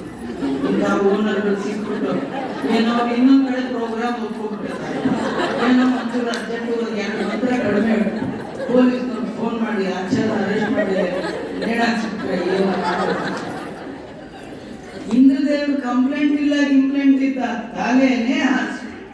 ಆ 3 ತಲೆ, ಒಂದು ತಲೆ ಗುಬ್ಬಚ್ಚಿಯಾಗಿ ಕಲವಿಂಕ ಅಂತ ಹಕ್ಕಿಯಾಗಿ ಹಾರಬೇಕು, ಒಂದು ತಲೆ ಪಾರಿವಾಳವಾಗಿ ಹಾರಬೇಕು, ಒಂದು ತಲೆ ತಿತ್ತಿರಿ ಅಂತ ಒಂದು ಪಕ್ಷಿ ಅದಾಗಿ ಹಾರೇನೋ ಹೋಯ್ತು. ಈ ದೇಹ ತಪ್ಪ ಅಂತ ಕೆಳಗಿದ್ದು ಹೋಮ ಪೂರ್ಣಾಹುತಿ ಆಗೋ ಬಂದು ಆಚಾರ ತಲೆನೇ ಹೋಯ್ತು, ಹೋಮ ಕಂಪ್ಲೀಟೇ ಆಗಲಿಲ್ಲ. ಈ ಸುದ್ದಿ ಭೂಲೋಕದಲ್ಲಿರೋ ಅವ್ರ ಅಪ್ಪನಿಗೆ ಹೋಯ್ತು. ನಿಮ್ಮ ಮಗ ದೇವಲೋಕಕ್ಕೆ ಹೋಗಿದ್ನಲ್ಲ, ಅವನ ಕತೆ ಅಲ್ಲೇ ಮುಗಿದೋಯ್ತು. ಇಂದಿರಾರಮಣ ಗೋವಿಂದ ಅಂದ ತಕ್ಷಣ ಅವ್ರ ಅಪ್ಪಗೆ ಭಾರಿ ಸಿಟ್ಟು ಬಂತು. ನನ್ನ ಮಗ ಬರಲ್ಲ ಅಂದ್ರೂ ಕೂಡ ಬಲವಂತ ಮಾಡಿ ಕರ್ಕೊಂಡು ಹೋಗಿದ್ ನೀವು ಅಲ್ವಾ, ಬರಲ್ಲ ಅಂತವ್ರನ್ನ ಕರಿಬಾರ್ದು. ಕರೆದ ಮೇಲೆ ಅವ್ರು ಏನ್ ಮಾಡ್ತಾರೆ, ಸ್ವಲ್ಪ ಅಡ್ಜಸ್ಟ್ ಮಾಡ್ಕೊಂಡು ಇನ್ನೊಂದ್ ಸತಿ ಬೇಕಾದ್ರೆ ಕರೀರಿ, ಈಗಂತೂ ಕರೆದ್ಬಿಟ್ಟಿದ್ದೀವಿ, ಇವತ್ತು ಲಾಸ್ಟ್ ಡೇ ಮುಗಿಸ್ಕೊಂಡು ಮುಂದಿನ ಸತಿ ಕರೆದ್ರೆ ಕರೀರಿ, ಬಿಟ್ರೆ ಬಿಡ್ರಿ ಅಲ್ವಾ. ಈ ಸತಿ ಕರೆದ್ಮೇಲೆ ಇವ್ರು ಕರಿಬಾರ್ದಿದ್ರೆ ಪೂರ್ಣ ಹೇಳೇ ಇಲ್ಲ, ಬರೀ ಮೋಸ ಇವರು. ಈಗೆಲ್ಲ ಅನ್ಕೊಂಡು ಏನ್ ಪ್ರಯೋಜನ ಅಲ್ವಾ. ಅದು ಬಿಟ್ಟು ಈಗೇನೋ ಕಂಪ್ಲೇಂಟೇ ಕೊಟ್ಟು ಇನ್ಸ್ಪೆಕ್ಟರ್ ಹೇಳಿ ಅದೆಲ್ಲ ಮಾಡಬಾರ್ದು. ಅದರಿಂದ ಅವ್ರಂದ್ರು ಏನೋ ಕರೆದ ಅವರೊಂಚೂರು ಮಂತ್ರ ಕಡಿಮೆ ಹೇಳಿರ್ಬೋದು, ನೀವು ಕೊಡೋ ತಕ್ಷಣ 2% ಕಡಿಮೆ ಕೊಟ್ಟಿದ್ರು ಆಗಿರ್ತಿತ್ತು, ಅರ್ಧ ಕೊಟ್ಟಿದ್ದೀರ, ಅರ್ಧ ಇಲ್ಲ. ಅದರಿಂದ ಏನೋ ಕೊಟ್ಟಿದ್ದಾರೆ, ಏನೋ ಮಾಡಿ ಅಂದ್ಬಿಟ್ಟು ತಲೆನೇ ಹಾರಿಸ್ತಾರ. ಎಂತ ದುರಹಂಕಾರಿ ಇಂದ್ರ. ಆ ಇಂದ್ರನನ್ನ ಕೊಲ್ಲುವ ಮಗನನ್ನ ಭೂಲೋಕದಲ್ಲೇ ಪಡಿಸಿದ ಈ ಆಚಾರ ಸಿಟ್ಟಿಗೆದ್ದು ಮನೆಯಲ್ಲೇ ಹೋಮ ಮಾಡಿ ಏನ್ ಮಂತ್ರ ಹೇಳಿದ್ರು ಅಂದ್ರೆ, ಇಂದ್ರನನ್ನು ಕೊಲ್ಲುವ ಮಗನೇ ಹುಟ್ಟಿ ಬಾ ಅಂತ, ಇಂದ್ರ ಶತ್ರು ವರ್ಧಸ್ವ ಸ್ವಾಹ ಅಂತ ಹೇಳಿ ಆ ಮಂತ್ರಗಳನ್ನು ಹೇಳಿ ಹೋಮ ಮಾಡಿದ್ರು. ಆದ್ರೆ ಏನಾಗೋಯ್ತು ಅಂದ್ರೆ, ಅವ್ರು ಹೇಳೋ ಮಂತ್ರದಲ್ಲಿ ಸ್ವಲ್ಪ ವಾಯ್ಸ್ ವ್ಯತ್ಯಾಸ ಆಯ್ತು. ಯಥೇಂದ್ರ ಶತ್ರು ಸ್ವರತೋ ಪರಾದ, ಸ್ವರದಲ್ಲಿ ವ್ಯತ್ಯಾಸ ಆಗಿದ್ದಕ್ಕೆ ಅರ್ಥದಲ್ಲಿ ವ್ಯತ್ಯಾಸ ಆಯ್ತು. ಸ್ವರದಲ್ಲಿ ವ್ಯತ್ಯಾಸ ಆದ್ರೆ ಅರ್ಥದಲ್ಲಿ ಏನ್ ವ್ಯತ್ಯಾಸ? ಇವ್ರು ನಿಜವಾಗಿಯೂ ಏನ್ ಅನ್ಕೊಂಡಿದ್ದು ಹೋಮ ಮಾಡಿದ್ದು, ಇಂದ್ರನನ್ನು ಕೊಲ್ಲುವ ಮಗ ಬೇಕು ಅಂತ. ಆದರೆ ಸ್ವರ ವ್ಯತ್ಯಾಸ ಆಗಿದ್ದಕ್ಕೆ ಇಂದ್ರನನ್ನು ಬದಲು ಇಂದ್ರನಿಂದ ಸಾಯುವ ಮಗ. ಅಲ್ಲ, ಹೀಗಾಗತ್ತಾ? ಆಗತ್ತೆ. ನಿಮ್ಮಲ್ಲೂ ಸ್ವರ ವ್ಯತ್ಯಾಸ ಆದ್ರೆ ಹೀಗಾಗತ್ತೆ. ಮನೆಗೆ ಯಾರಾದ್ರೂ ಬರ್ತಾರ 12:30 ಅಂತೂ ಬಂದ್ರ, ಹೀಗನ್ಬಿಟ್ರಿ ಏನರ್ಥ? ಯಾರು ಊಟದ ಟೈಮ್ಗೆ ಬಂದ್ರೆ ಅಂದ್ಕೊಳ್ತಾರೆ, ಅಂತೂ ಸರಿ ಟೈಮ್ ಬರ್ತೀರಿ ನೋಡಿ ಅಂದ್ಬಿಟ್ರಿ ಏನರ್ಥ ಅಲ್ವಾ? ಅದೇ ಕೆಲವರು ಬಂದಾಗ ಇದೇ ಬರ್ಡೆ ಅಂತೂ ಸರಿಯಾದ ಟೈಮ್ ಬಂದ್ರಪ್ಪ, ನಾವು ಕಾಯ್ತಾ ಇದ್ವಿ, ಇದು ಒಂಥರ ಇರುತ್ತೆ. ಅಂತೂ ಸರಿಯಾದ ಟೈಮ್ ಬರ್ತೀರಿ ನೋಡಿ. ಇದು ಒಂದು ವರ್ಡ್ ಸೇಮ್, ವಾಯ್ಸ್ ಅಲ್ಲಿ ಮಾತ್ರ ವ್ಯತ್ಯಾಸ. ಅಂದ್ರೆ ನೀವು ಹೇಳುವ ಸ್ವರದಲ್ಲಿ ಕೂಡ ಅರ್ಥದ ವ್ಯತ್ಯಾಸ ನಾವು ಆಡು ಭಾಷೆಯಲ್ಲೂ ನೋಡ್ತೀವಿ. ನೋಡಿ, ಓಹೋ ಬಂದ್ಬಿಟ್ರು ಅಂತ, ಓಹೋ ಬಂದ್ರು ಅಂತೀವಿ ಅಲ್ವಾ? ಹಾಗೆ ಒಂದೇ ಶಬ್ದವನ್ನ ಹೇಳುವಾಗ ಸ್ವರದಲ್ಲಿ ವ್ಯತ್ಯಾಸ ಆದ್ರೆ ಕೇಳುವವರಿಗೆ ಅರ್ಥದಲ್ಲಿ ವ್ಯತ್ಯಾಸ ಆಗುವಂತೆ ಈ ಋಷಿ ಹೋಮ ಮಾಡುವಾಗ ಇಂದ್ರನನ್ನು ಕೊಲ್ಲುವ ಮಗನಿಗಾಗಿ ಹೋಮ ಮಾಡಿದ್ರೆ ಇಂದ್ರನಿಂದ ಸಾಯುವ ಮಗ ಹುಟ್ಟಿದ, ಅವನಿಗೆ ವೃತ್ರಾಸುರ ಅಂತ ಕರೀತಾ ಇದ್ದಾರೆ. ವೃತ್ರ ಅಂದ್ರೆ ವೃತ್ತ, ಆವರಿಸಿದ. ಅವನು ಇಡೀ ದೇಹ ಎಲ್ಲ ಕಡೆ ಆವರಿಸ್ಬಿಡ್ತು. ಅವನು ಕೇಳಿದ ಏನ್ ಮಾಡ್ಬೇಕು? ಇಲ್ಲ, ನಿಮ್ಮ ಅಣ್ಣನನ್ನ ಇಂದ್ರ ಕೊಂದಿದ್ದಾನೆ, ಇಂದ್ರನನ್ನೇ ಮುಗಿಸ್ಬಿಡು ಅಂತಂದ್ರೆ ಈ ವೃತ್ರಾಸುರ ಇಂದ್ರನ ಮೇಲೆ ಯುದ್ಧಕ್ಕೆ ಬಂದ, ದೇವಲೋಕಕ್ಕೆ ಸೀದಾ ಬಂದ. ಅವನು ಬರುವಾಗ ಹೇಗ್ ಬಂದ ಅಂದ್ರೆ ಅನ್ಕೊಂಡು ಬಂದ್ರೆ ಇಡೀ ಸ್ವರ್ಗನೇ ನುಂಗ್ತಾ ಇದ್ದ. ಕಡೆ ಇಂದ್ರದೇವರು ಆ ಐರಾವತದ ಮೇಲೆ ಕೂತು ವಜ್ರಾಯುಧ ಹಿಡ್ಕೊಂಡು ಯುದ್ಧಕ್ಕೆ ಬಂದ್ರು. ಯುದ್ಧಕ್ಕೆ ಬಂದ್ರೆ ಈ ವೃತ್ರಾಸುರ ಏನ್ ಮಾಡದ ಅಂದ್ರೆ ಆನೆ ಸಮೇತ ಇಂದ್ರ ನುಂಗೇ ಬಿಟ್ಟ. ಇಂದ್ರ ಇಲ್ಲ, ಉಪೇಂದ್ರ ಯಾರು ನುಂಗೆ ಒಳಗೆ ಹಾಕಿದ್ರು. ಭಾರಿ ಆಶ್ಚರ್ಯ ಏನು ಗೊತ್ತಾ? ನಿಮ್ಮ ಮನೆಗೆ ಯಾರೋ 9:30 ಗಂಟೆಗೆ ಬಂದಿರ್ತಾರೆ. ನೀವು ಚಪಾತಿ ತಿಂತಾ ಕೂತಿರ್ತೀರಿ. ನೀವೇನ್ ಮಾಡ್ತೀರಾ? ಅವ್ರು ಕೊಡ್ತೀರಾ? ಕೊಡಲ್ವಾ? ಕೊಡ್ಲೇಬೇಕು. ನೀವೇನೋ ಒಂದು ಪಿಂಗಾಣಿ ಪ್ಲೇಟಲ್ಲಿ 2 ಚಪಾತಿ ಹಾಕಿ ಏನೋ ಕೊಡ್ತೀವಿ. ನೀವು ಇನ್ನೊಂದು ಚಪಾತಿ ತರೋಟೋ ಪ್ಲೇಟ್ನೇ ಕೂತ್ಬಿಟ್ಟಿದ್ರೆ ಆಶ್ಚರ್ಯ ಆಗತ್ತಾ ಇಲ್ಲ? ಹಾಕಿದ್ 2 ಚಪಾತಿ ತಿಂದ್ಕೊಳ್ಳೆ, ಇನ್ನೊಂದು ಹಾಕೋಣ. ಪ್ಲೇಟ್ನೇ ನುಂಗ್ಬಿಟ್ರೆ ಇವನು ಇಂದ್ರನ್ ನುಂಗ್ದ ಪರವಾಗಿಲ್ಲ, ಇಂದ್ರನ್ ಸಮೇತ ಆನೆನೇ ನುಂಗ್ಬಿಟ್ಟ ಅಂದ್ರೆ ನಮ್ಗೆ ಊಟಕ್ಕೆ ಕೂತಾಗ ಹೋಳ್ ಸ್ವಲ್ಪ ದೊಡ್ಡದಾದ್ರೇನೆ ಅನ್ಕೊಂಡು ಈ ಕಡೆ ಮಾಡ್ಕೊಂಡು ಆ ಕಡೆ ಮಾಡ್ಕೊಂಡು ಅರ್ಧ ಕೆಳಗೆ ಬಿಡಿಸಿ ಕಚ್ಚಿ ಎಲ್ಲ ಮಾಡ್ತೀವಿ. ಯಾವ್ದು ಇಲ್ಲೇ ಇಲ್ಲ, ಸೀದಾ ಪೀಸ್ ಕೂಡ ಮಾಡಿದೆ ಬಾಯಿ. ಕೆಲವರು ಹಾಗೆ ತಿನ್ನೋ ಟೈಮಲ್ಲಿ ಅರ್ಧ ಮಾಡ್ಕೊಂಡು ಪೂರ ಲಾಡು ಕೊಟ್ಟರೆ ಪೂರ ಮನಸ್ತೀವಿ. ಅದೆಲ್ಲ ತಿನ್ನೋದು ಮುಖ್ಯ ಆಗಿರ್ಬಾರ್ದು. ತಿನ್ನೋದೊಂದು ಕ್ರಮ ಇದೆ, ಹೇಗಂದ್ರೆ ಹಾಕಿ ತಿನ್ಬಾರ್ದು. ಕೆಲವರು ಏನಂದ್ರೆ ಏನ್ ಸಿಗುತ್ತೋ ಎಲ್ಲ ಮುಕ್ಕೋದು. ಮುಕ್ಕಿದ್ದು ದಕ್ಕಲ್ಲ, ಮುಕ್ಕಿದ್ದು ದಕ್ಕಲ್ಲ. ಕೆಲವರು ಮುಕ್ಕೋದೇ ಪ್ರೋಗ್ರಾಮ್. 2ನೇ ಸತಿ ಬರುತ್ತಾ ಇಲ್ಲೋ ನೋಡೋರಿಗೆ ಕನ್ಫ್ಯೂಷನ್ ಆಗಿ ಲಾಡು ಹಾಕುತ್ತಾವಿಲ್ಲೋ ಅಂತ ಈಗೆಲ್ಲ ಮಾಡ್ತಿರ್ತಾರೆ. ಕೆಲವರು ಯಾರ ತರದವ್ರಿಲ್ಲ, ಬೇರೆ ಕಡೆ ಇರ್ತಾರಂತವ್ರು. ಹೀಗೆ ಆದ್ರಿಂದ ಇವನು ಪೂರ ನುಂಗ ಕೂತು ಬಿಟ್ಟಿದ್ದಾನೆ. ಇವನು ನುಂಗದ್ನೇ ವಿನ ಇವನಿಗೆ ಡೈಜೆಷನ್ ಮಾಡ್ಕೊಳ್ಳಿಕ್ಕೆ ಆಗ್ಲಿಲ್ಲ. ಕೆಲವರು ನುಂಗುತ್ತಾರೆ, ನುಂಗಿದ್ರೆ ಡೈಜೆಷನ್ ಆಗಲ್ಲ, ಅಗಿಬೇಕು. ದೇವರು ಹಲ್ಲು ಕೊಟ್ಟಿದ್ಯಾಕ್ರಿ? ಅದೇ ಬರೀ ಉಜ್ಜಕ್ಕ. ಕೆಲವರು ಬೆಳಗ್ಗೆ ಮಧ್ಯಾಹ್ನ ಸಾಯಂಕಾಲ ಉಜ್ಜಿ ಉಜ್ಜಿ ಉಜ್ಜಿ ಗಮ್ಸ್ ಎಲ್ಲ ಲೂಸ್ ಮಾಡ್ಕೊಂಡು 40ಕ್ಕೆ 2 ವಿಕೆಟ್ ಡೌನ್, 60ಕ್ಕೆ 6, 80ಕ್ಕೆ ಮೇಲಿಟ್ಟು ಕೆಳಗಿಟ್ಟು ಅಲ್ವಾ? ಈಗ ಕಡೆಗೆ ಇಲ್ಲೆರಡು ಇಟ್ಕೊಂಡಿರ್ತಾರೆ. ಟಾರ್ಚ್ ಹಾಕಿ ನೋಡುದು ಫ್ರಂಟ್ ಲೈನಲ್ಲಿ ಯಾರು ಗೋವಿಂದ. ಅದಕ್ಕೆ ಅಲ್ಲಿ ಕೆಲಸ ಕೊಡ್ಬೇಕು. ಸ್ವಲ್ಪ ಅನ್ನ ಹಾಕೊಂಡು ಚೆನ್ನಾಗಿ ಅಗಿಬೇಕು, ರಸ ಎಲ್ಲ ತೆಗಿಬೇಕು. ಇಲ್ಲ ಆಚಾರ ಹಾಕೊಂಡು ಟೈಮೆಲ್ಲ ನಾವು ಮಿಕ್ಸಿಲ್ ಹಾಕೊಂಡು ಆದ್ರೆ ಏನ್ ಮಾಡ್ಬೇಕು ಅವ್ರಿಗೆ? ಹಂಗಿಲ್ಲ. ಇವನು ಏನ್ ಬಂದ್ರು ನುಂಗ್ಬಿಟ್ಟ. ನುಂಗಿದ್ರೆ ಏನಾಯ್ತು ಅಂದ್ರೆ ಮತ್ತೆ ಕಕ್ಕ ಬಿಟ್ಟ. ಆನೆ ಸಮೇತ ವಜ್ರಾಯುಧ ಹಿಡ್ಕೊಂಡು ಹೆಂಗ ಒಳಗೆ ಹೋಗಿದ್ನೋ ಹಾಗೆ ವಾಪಸ್ ಬಂದ. ಏನಾಗಲಿಲ್ಲ. ಯಾಕಾಗ್ಲಿಲ್ಲ ಅಂದ್ರೆ ನಾರಾಯಣ ವರ್ಮ ಪಾರಾಯಣ ಮಾಡಿದ್ದರ ಫಲವಾಗಿ ದೈತ್ಯನ ಹೊಟ್ಟೆ ಒಳಗೆ ಹೋದ್ರು, ಏನಾಗದೆ ವಾಪಸ್ ಬಂದ. ನೀವು ದೇವರ ಸ್ಮರಣೆ ಮಾಡ್ಕೊಂಡು ಹೋಗುವಾಗ ಗಾಡಿ ಆಕ್ಸಿಡೆಂಟ್ ಆಗಲ್ಲ ಅಂತೇನು ರೂಲ್ಸ್ ಇಲ್ಲ, ಆಗತ್ರಿ. ಸ್ಮರಣೆ ಮಾಡಿದವ್ರಿಗೂ ಆಕ್ಸಿಡೆಂಟ್ ಆಗತ್ತೆ, ಮಾಡದೇ ಇದ್ದವ್ರಿಗೂ ಆಗುತ್ತೆ. ಹಾಗಾಗಿ ಯಾಕೆ ಮಾಡಬೇಕು? ಮಾಡಿದ್ರೆ ಏನು ಫಲ ನೋಡಿ. ದೇವರ ಸ್ಮರಣೆ ಮಾಡಿ ಗಾಡಿ ಹತ್ಕೊಂಡು ಹೋದ್ರಿ ಅಂತ ತಿಳ್ಕೊಳ್ಳಿ, ಆಕ್ಸಿಡೆಂಟ್, ಭಾರಿ ಆಕ್ಸಿಡೆಂಟ್ ಆಯ್ತು, ಗಾಡಿ ಪೂರ ನೆಜ್ಜುಗುಜ್ಜಾಯ್ತು, ನಿಮ್ಮ ಬಾಡಿಗೆ ಮಾತ್ರ ಒಂದು ಡ್ರಾಪ್ ರಕ್ತ ಬಾರದ ಹಾಗೆ ದೇವರ ರಕ್ಷಣೆ ಮಾಡಿ. ನೀವು ದೇವರ ಸ್ಮರಣೆ ಮಾಡಲಿಲ್ಲ, ಸೇಮ್ ಆಕ್ಸಿಡೆಂಟು, ನಿಮ್ಮ ಗಾಡಿ ಹಾಗೆ ಇರುತ್ತೆ. ಬಾಡಿ ನಿಮಗೆ ಗಾಡಿ ಬೇಕಾ ಬಾಡಿ ಬೇಕಾ ವಿಚಾರ, ಗಾಡಿ ಸಾಕಾಚಾರ ಆಗ ದೇವರ ಸ್ಮರಣೆ ಮಾಡಬೇಕು. ನೀವೇ ಬೇಕಾ ಆಗ ದೇವರ ಸ್ಮರಣೆ ಮಾಡಿ, ಇಷ್ಟೇ ವ್ಯತ್ಯಾಸ. ಹೀಗಾಗಿ ಇವನ ದೇಹ ಉಳಿಲಿಕ್ಕೆ ಕಾರಣ ದೇವರ ಸ್ಮರಣೆ ಮಾಡಿದ್ದ. ಆದರೂ ಇಂದ್ರದೇವರಿಗೆ ಭಯ ಆಯಿತು. ಅಲ್ಲ, ನಾನು ಕತ್ತಿ ಹಿಡ್ಕೊಂಡು ಹೋದ್ರೆ ಕತ್ತಿ ಸಮೇತ ನುಂಗಿ ಕೂತ್ಬಿಟ್ಟ, ಅರ್ಜೆಂಟಲ್ಲಿ ನುಂಗ್ದ ಓಕೆ, ಏನಾದ್ರು ಎರಡು ಹಲ್ಲು ಮಧ್ಯೆ ನನ್ನ ಹಾಕೊಂಡು ಒಂದ್ಸತಿ ಕ್ರಶ್ ಮಾಡಿದ್ರೆ ಏನ್ ನನ್ನ ಕತೆ ಅಂತ ಹೇಳಿ ಏನಪ್ಪ ಮಾಡೋದು ಅಂತ ಮತ್ತೆ ಬ್ರಹ್ಮದೇವ್ರ ಹತ್ರ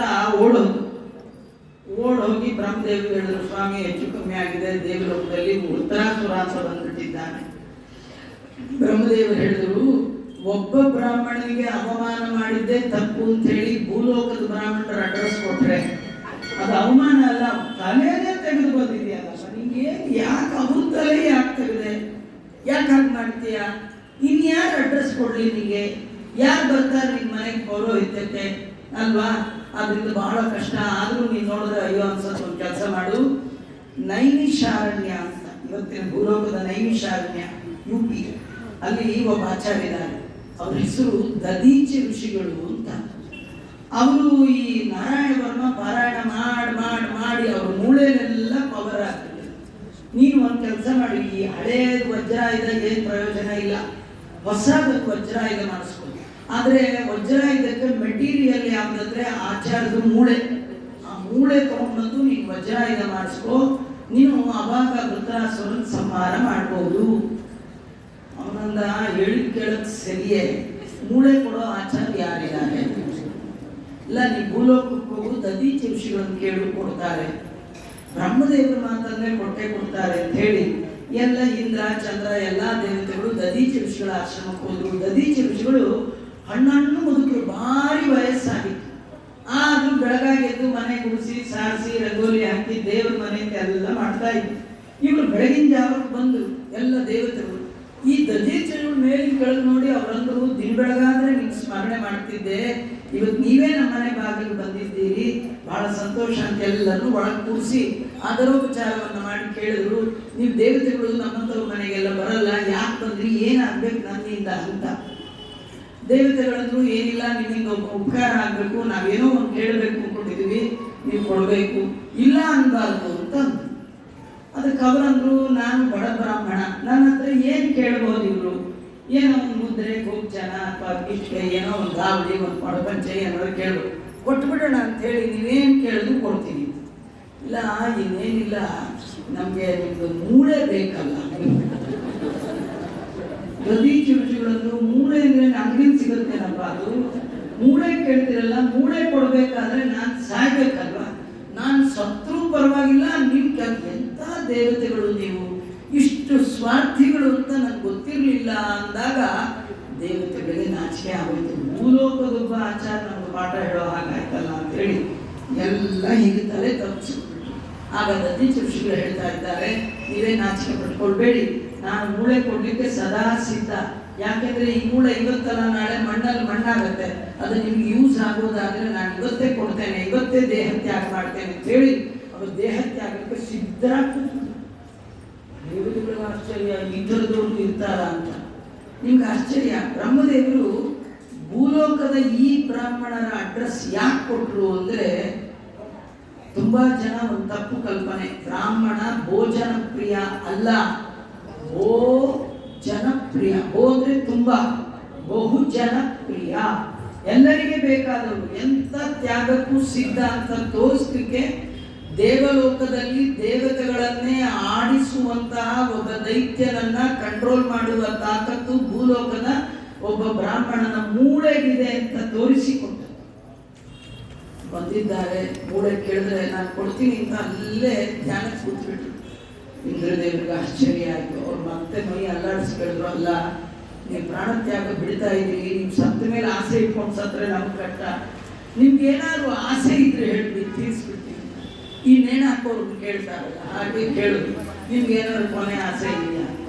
ಅದಕ್ಕೆ ಅವರಂದ್ರು, ಇನ್ನೇನಿಲ್ಲ, ಈ ಭೂಮಂಡಲದಲ್ಲಿರುವ ಎಲ್ಲ ತೀರ್ಥಗಳಲ್ಲಿ ಒಮ್ಮೆ ಸ್ನಾನ ಮಾಡಬೇಕು ಅಂತ ಅನ್ಕೊಂಡಿದ್ದೆ, ತುಂಬಾ ವಯಸ್ಸಾಯ್ತು, ಎಲ್ಲಿ ಹೋಗ್ಲಿಕ್ಕೆ ಆಗ್ಲಿಲ್ಲ ಅಂದ್ರೆ ದೇವತೆಗಳಂದ್ರು, ಅಷ್ಟೇನಾ, ನಾವು ಎಲ್ಲ ಪವಿತ್ರ ನೀರುಗಳನ್ನ ನಿಮ್ಮ ಮುಂದೆನೆ ತರ್ತೀವಿ ಅಂತ ಹೇಳಿ ಆ ಎಲ್ಲ ದೇವತೆಗಳು ಬ್ರಹ್ಮಾಂಡದ ಒಳಗೆ ಸಂಚಾರ ಮಾಡಿ ಕ್ಷಣ ಮಾತ್ರ ಕಾಲದಲ್ಲಿ ಎಲ್ಲ ಪವಿತ್ರವಾದ ನದಿ ಮೂರ್ತಿಮತ್ತಾಗಿ ಅವರ ಮುಂದೆ ಬಂದು ನಿಂತಾಗ ಮನೆ ಮುಂದೆ ಒಂದು ದೊಡ್ಡ ಹೊಂಡ ಮಾಡಿ ಎಲ್ಲ ತೀರ್ಥಗಳಲ್ಲಿ ಸನ್ನಿಹಿತರಾಗಿದ್ದಾರೆ. ಅದಕ್ಕೆ ಮಿಶ್ರ ತೀರ್ಥ ಅಂತ ಕರೀತಾರೆ. ಇವತ್ತಿಗೂ ಕೂಡ ಆ ನದಿ ಇದೆ, ಮಿಶ್ರ ತೀರ್ಥ ಅಂತ. ದದೀಚಿ ಕುಂಡ ಅಂತ ಕೂಡ ಕರೀತಾ ಇದ್ದಾರೆ. ದದೀಚಿಗಳ ಆಶ್ರಮ ಇದೆ. ಆ ದದೀಚಿ ಕುಂಡದೊಳಗೆ ದದೀಚಿಗಳು ಸ್ನಾನ ಮಾಡಿ ಪವಿತ್ರರಾಗಿ ಮೇಲೆ ಕೂತು ದೇಹ ತ್ಯಾಗ ಮಾಡಿ ಮೂಳೆಯನ್ನೇ ದಾನ ಮಾಡಿದ ಮಹಾನ್ ಭಾವರು ಯಾರು? ಆ ಮೂಳೆಯನ್ನು ತಗೊಂಡೋಗಿ ವಿಶ್ವಕರ್ಮನ ಕೈಯಲ್ಲಿ ಕೊಟ್ಟು ಹೊಸದಾದ ವಜ್ರಾಯುಧವನ್ನು ಮಾಡಿಕೊಂಡು ಆನೆ ಮೇಲೆ ಕೂತು ವಜ್ರಾಯುಧ ಹಿಡ್ಕೊಂಡು ಇಂದ್ರದೇವರು ರೋಷಾವೇಶದಿಂದ ಬಂದದ್ದೇ ಈ ವೃತ್ರಾಸುರನ ಒಂದು ತೋಳನ್ನ ಒಂದೇ ಏಟು ಕತ್ತರಿಸ. ಅವನು ಎಡಗೈಯಲ್ಲಿ, ಬಲಗೈಯಲ್ಲಿದ್ದ ಆಯುಧವನ್ನ ಎಡಗೈ ತಗೊಂಡ, ಅದೈತ್ಯ ವೃತ್ರಾಸುರ. ಅದಕ್ಕೆ ಹೆಸರು ಪರಿಗ ಅಂತ. ಆಯುಧಕ್ಕೆ ಹೆಸರು ಪರಿಗ. ಪರಿಗ ಅಂದ್ರೆ ಬೇರೆ ಏನಲ್ಲ, ಕಬ್ಬಿಣದ ಸರಳು.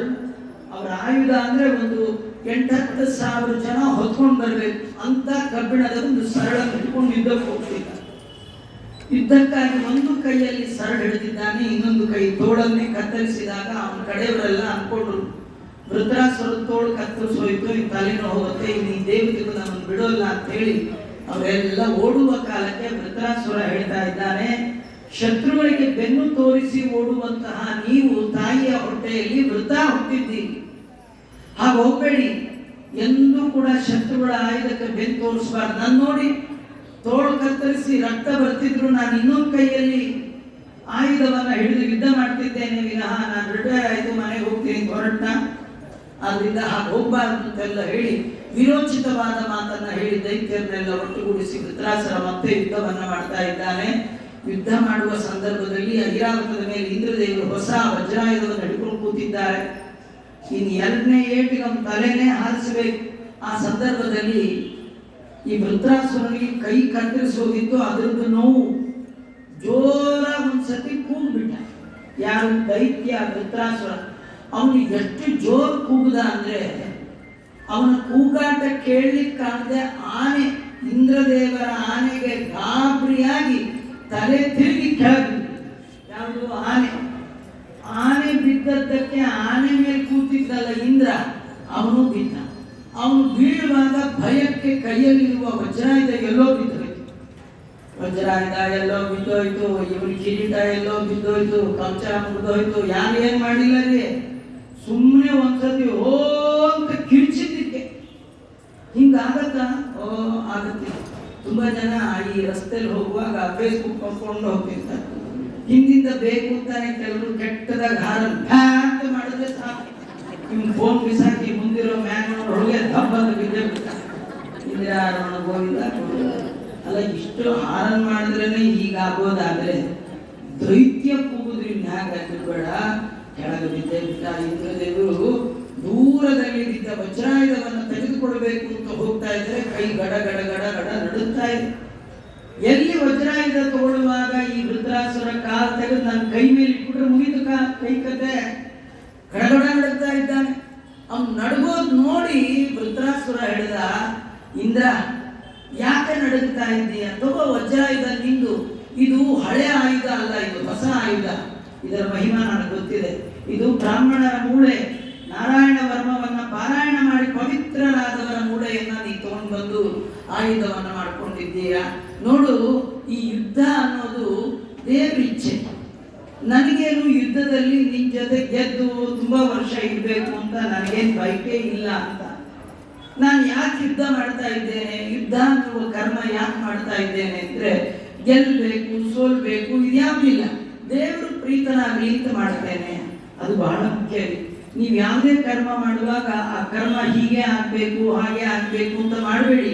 ಭಗವಂತ ನೀನು ಪ್ರೀತನಾಗಬೇಕು ಅಂತ ಮಾಡಬೇಕು. ಇದು ದೈತ್ಯ ಹೇಳ್ತಾ ಇದ್ದಾನೆ, ನಾನು ದೇವರು ಪ್ರೀತನಾಗಲಿ ಅಂತ ಯುದ್ಧ ಅನ್ನುವ ಕರ್ಮವನ್ನ ಮಾಡ್ತಾ ಇದ್ದೇನೆ. ದಿನ ಈ ಯುದ್ಧದಿಂದ ನನಗೆ ಯಾವುದೇ ವಾದ ಸ್ವಾರ್ಥ ಬಯಕೆ, ಇದು ಬೇಕು ಅದು ಬೇಕು, ನಾನು ಗೆಲ್ಲಬೇಕು, ನಾನು ರಾಜನಾಗಬೇಕು, ಇಂದ್ರ ನಾನು ಗೆದ್ದೆ ಎನ್ನುವ ಬಿರುದು ನನಗೆ ಬರಬೇಕು, ಇದರಿಂದ ನಾನು ಮಾಡ್ತಿಲ್ಲ.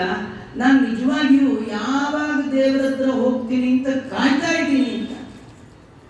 ನನಗೆ ಈ ದೇಹದ ಒಳಗೆ ತುಂಬಾ ದಿನ ಇದ್ದು ಎಂಜಾಯ್ ಮಾಡಬೇಕು ಅಂತ ಆಸೆ ಇಲ್ಲ.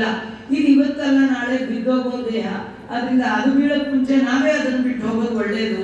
ನನ್ನ ಮನಸ್ಸು ಕಾಯ್ತಾ ಇದೆ, ಯಾವಾಗ ದೇವರು ನನ್ನ ಹತ್ರ ಕರೀತಾನೆ ಅಂತ ಕಾಯ್ತಾ ಇದ್ದೀನಿ. ಹೇಗೆ ಕಾಯ್ತಾ ಇದ್ದೀನಿ ಅಂತ 3 ಉದಾಹರಣೆಯನ್ನ ಕೊಡ್ತಾನೆ. ತುಂಬಾ ಅಪರೂಪ. ನಾವು ಹೇಗೆ ದೇವರಿಗಾಗಿ ಕಾಯಬೇಕು ಅಂತ ಅವ್ನು ಹೇಳ್ತಾನೆ.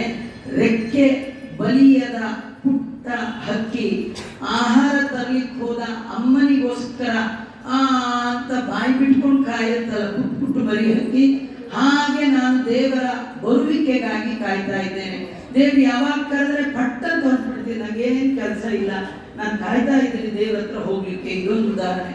ಇನ್ನೊಂದು ಉದಾಹರಣೆ ಏನ್ ಕೊಡ್ತಾನೆ ಅಂದ್ರೆ, ಈ ಪುಟ್ಟ ಪುಟ್ಟ ಕರುಗಳು ಅದರ ತಾಯಿ ಮೇಯಲಿಕ್ಕೆ ಕಾಡು ಹೋಗಿರುತ್ತೆ. ಎಷ್ಟೊತ್ತಾದ್ರೂ ಬಾರದಿದ್ರೆ ಹಾಲು ಕುಡಿಯುವ ಕಂದಮ್ಮ ಪುಟ್ಟ ಪುಟ್ಟ ಕರುಗಳು ತಾಯಿ ಹಸು ಬರುವಿಕೆಗಾಗಿ ಹೇಗೆ ಕಾಯುತ್ತೋ ಹಾಗೆ ನಾನು ದೇವರಿಗಾಗಿ ಕಾಯ್ತಾ ಇದ್ದೇನೆ. ನಾವು ಜೀವನದಲ್ಲಿ ಯಾರ್ಯಾರಿಗೂ ಕಾಯ್ತೀವಿ, ದೇವರಿಗಾಗಿ ಕಾಯೋದೇ ಇಲ್ಲ. ಪುಟ್ಟ ಮಕ್ಕಳು ಬಿಡೋಕ್ ಮುಂಚೆ ಅರ್ಧ ಗಂಟೆ ಗೇಟ್ ಮುಂದೆ ಕಾಯ್ತೀವಿ, ಇನ್ನೇನೋ ಅಂದ್ರೆ ಕಾಯ್ತೀವಿ, ಎಲ್ಲಾ ಕಡೆ ಕಾದು ಕಾಯ್ತೀವಿ, ದೇವರಿಗಾಗಿ ಕಾಯಲ್ಲ. ಇವನಂತಾನೆ ನಾನು ದೇವರಿಗಾಗಿ ಕಾಯ್ತಾ ಇದ್ದೇನೆ. ಅವನು 3ನೇ ಉದಾಹರಣೆ ಬಹಳ ಅದ್ಭುತವಾಗಿ ಕೊಡ್ತಾನೆ. ಹೊಸದಾಗಿ ಮದುವೆ ಆದ ಹೆಣ್ಣು ಗಂಡ ಬರೋ ತಡ ಆದ್ರೆ ಹೇಗೆ ಕಾಯ್ತಾಳೋ ಪ್ರೀತಿಯಿಂದ ಹಾಗೆ ನಾನು ಕಾಯ್ತೀನಿ. ಈ ಕಥೆ ಏನ್ ಗೊತ್ತಾ, ಹೊಸದಾಗಿ ಮದುವೆ ಆಗಿರೋ ಹೆಣ್ಣು, ಹಳೆ ಮದುವೆ ಆಗಿರೋ ಹೆಣ್ಣು ಹೇಳಿಲ್ಲ, ಹೊಸ ಮದುವೆ ಏನಿದು ಅಂದ್ರೆ, ಕೆಲವರು ಈ ಮದುವೆ ಆಗಿರ್ತಾರೆ, ಮದುವೆ ಆದಾಗ ಗಂಡ ಬರೋದು ಸ್ವಲ್ಪ ಲೇಟು, ಆ ಬರೋ ಟೈಮ್ ಸರಿಯಾಗಿ ಕರೆಂಟ್ ಬೇರೆ ಹೋಗ್ಬಿಟ್ಟಿರುತ್ತೆ. ಆ ವಠಾರದವರೆಲ್ಲ ಎಲ್ಲ ಯಜಮಾನರು ಯಾವಾಗ ಬರ್ತಾರೋ ನೋಡೋಣ ಅಂತ ಬೀದಿ ಬಾಗ್ಲಲ್ಲೇ ಕಾಯ್ತಾ ಇರ್ತಾರೆ. ಈ ಹೊಸ ಹೆಣ್ಮಗಳು ಕೂಡ ಯಜಮಾನರು ಬರೋದನ್ನೇ ಕಾಯ್ತಿರ್ತಾಳೆ. ಕತ್ತಲ್ಲಿ ಬರ್ತಾ ಇರ್ತಾರೆ, ಯಾರು ಕಾಣಲ್ಲ. ಆದ್ರೆ ಹೊಸ ಹುಡುಗಿ ಮಾತ್ರ ಅವಳು ನಾಚ್ಕೊಂಡು ಒಳಗೋಗ್ಬಿಡ್ತಾಳೆ. ಯಾರೋ ಕೇಳ್ತಾರೆ, ಯಾಕೆ ಇಮೇಜ್ ಬಂದ್ರೆ ಬರ್ತಾ ಇದ್ದಾರೆ ನೋಡಿ, ಅಲ್ಲ ನಮ್ಗೆ ಕಾಣಲಿಲ್ಲ, ಅವ್ರು ನಡೆಯೋ ಸ್ಟೈಲ್ ನೋಡಿದ್ರೆ ಗೊತ್ತಾಗುತ್ತೆ ಇವರೇ ನಮ್ಮ ಯಜಮಾನರು ಅಂತ.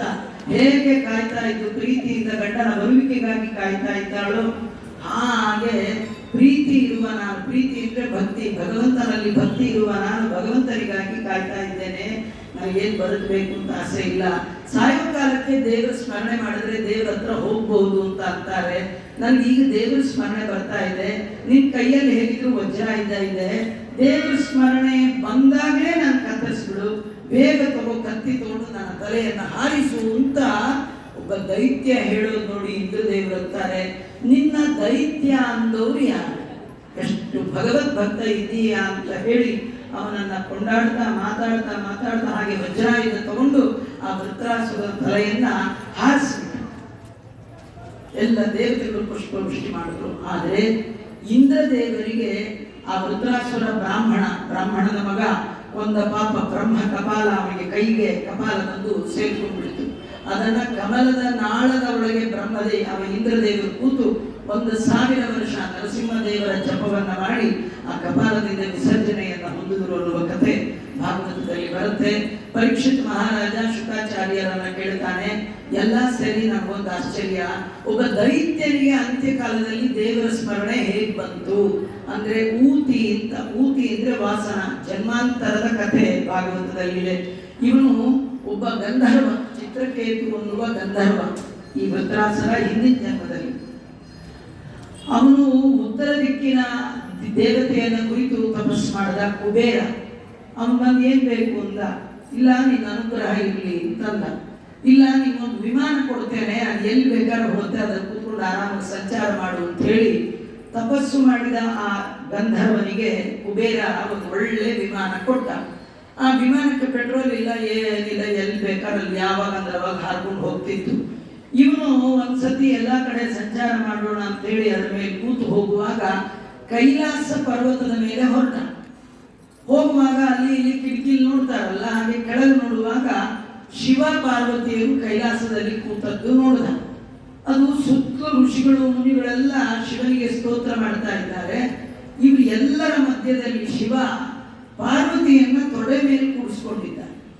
ಇದನ್ನು ನೋಡಿ ಅವನು ನಕ್ಕ ಬಿಟ್ಟ.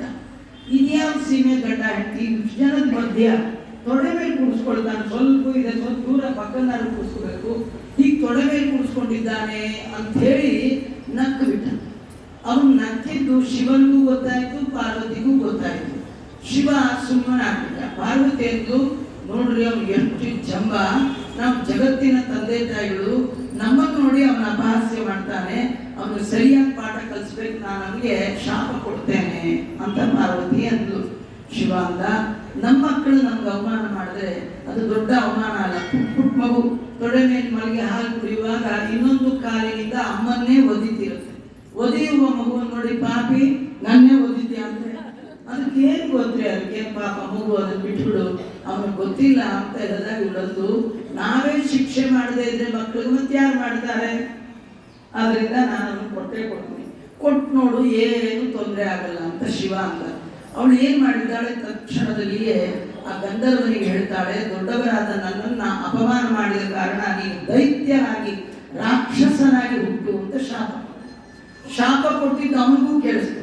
ಅವನು ಮತ್ತೆ ಕೆಳಗಿಳಿದು ಬಂದ, ತಾಯಿಯ ಕಾಲಿಗೆ ಬಿದ್ದಂದ, ಅಮ್ಮ ನೀ ಕೊಟ್ಟ ಶಾಪವನ್ನ ನಾನು ಸ್ವೀಕಾರ ಮಾಡಿ ರಾಕ್ಷಸನಾಗಿ ಹುಟ್ಟುತ್ತೇನೆ, ಆದರೆ ಒಂದು ಅನುಗ್ರಹ ಮಾಡು, ನಾನು ಯಾವುದೇ ಜನ್ಮದಲ್ಲಿ ಬಂದರೂ ಭಗವಂತ ಸರ್ವೋತ್ತಮ ಅನ್ನುವ ಬುದ್ಧಿ ನನಗಿರಬೇಕು ಅಂತ ಪ್ರಾರ್ಥನೆ ಮಾಡಿದಾಗ ಹಾಗೆ ಆಗಿದ್ದಾಳೆ. ಅವನೇ ಈ ಜನ್ಮದಲ್ಲಿ ವೃತ್ರಾಸುರನಾಗಿ ಬಂದಿದ್ದರೂ ಕೂಡ ದೇವರ ಬಗ್ಗೆ ಯಥಾರ್ಥವಾದ ಜ್ಞಾನವನ್ನ ಇಟ್ಟುಕೊಂಡು ಭಗವಂತನ ಪರಮಾನುಗ್ರಹಕ್ಕೆ ಪಾತ್ರನಾದ ಅಂತ ಈ ವೃತ್ರಾಸುರನ ಕಥೆ ಷಷ್ಠಸ್ಕಂದದಲ್ಲಿ ಬಂದಿತ್ತು. 7ನೇ ಸ್ಕಂದ ನರಸಿಂಹದೇವರ ಚರಿತ್ರೆ. ಆರಂಭದಲ್ಲಿ ಪರೀಕ್ಷಿತ್ ಮಹಾರಾಜರು ಒಂದು ಪ್ರಶ್ನೆ ಮಾಡ್ತಾರೆ, ಶುಕಾಚಾರ್ಯರೇ, ಭಗವಂತ ಅಂದ್ರೆ ಎಲ್ಲರಿಗೆ ಸಮ, ದೇವರು ಒಬ್ರಿಗೊಂದು ಅಂತ ಇಲ್ಲ. ಸಮಪ್ರಿಯ ಸುರು ಬ್ರಹ್ಮನ್ ಭೂತಾನಾಂ ಭಗವಾನ್ ಸ್ವಯಂ ಇಂದ್ರಸ್ಯಾರ್ತೆ ಕಥಂ ದೈತ್ಯಾನ್ ಅವಧೀತ್ ವಿಷಮೋ ಯಥ. ಇದು ಆರಂಭದ ಶ್ಲೋಕ. ಪರೀಕ್ಷಿತ್ ಮಹಾರಾಜರು ಹೇಳ್ತಾರೆ, ದೇವರು ಎಲ್ಲರಿಗೆ ಒಂದೇ ಅಂತ ಅಂತಾರೆ. ಏನಾಗತ್ತೆ? ದೇವರು ಎಲ್ಲರಿಗೆ ಒಂದೇ ಹೀಗಂದ್ರೆ ಏನ್ ಗೊತ್ತಾ, ಸಾಧನೆ ಮಾಡಲಿಕ್ಕೆ ದೇವರು ಎಲ್ಲರಿಗೆ ಈಕ್ವಲ್ ಆಪರ್ಚುನಿಟಿ ಕೊಟ್ಟಿದ್ದಾನೆ.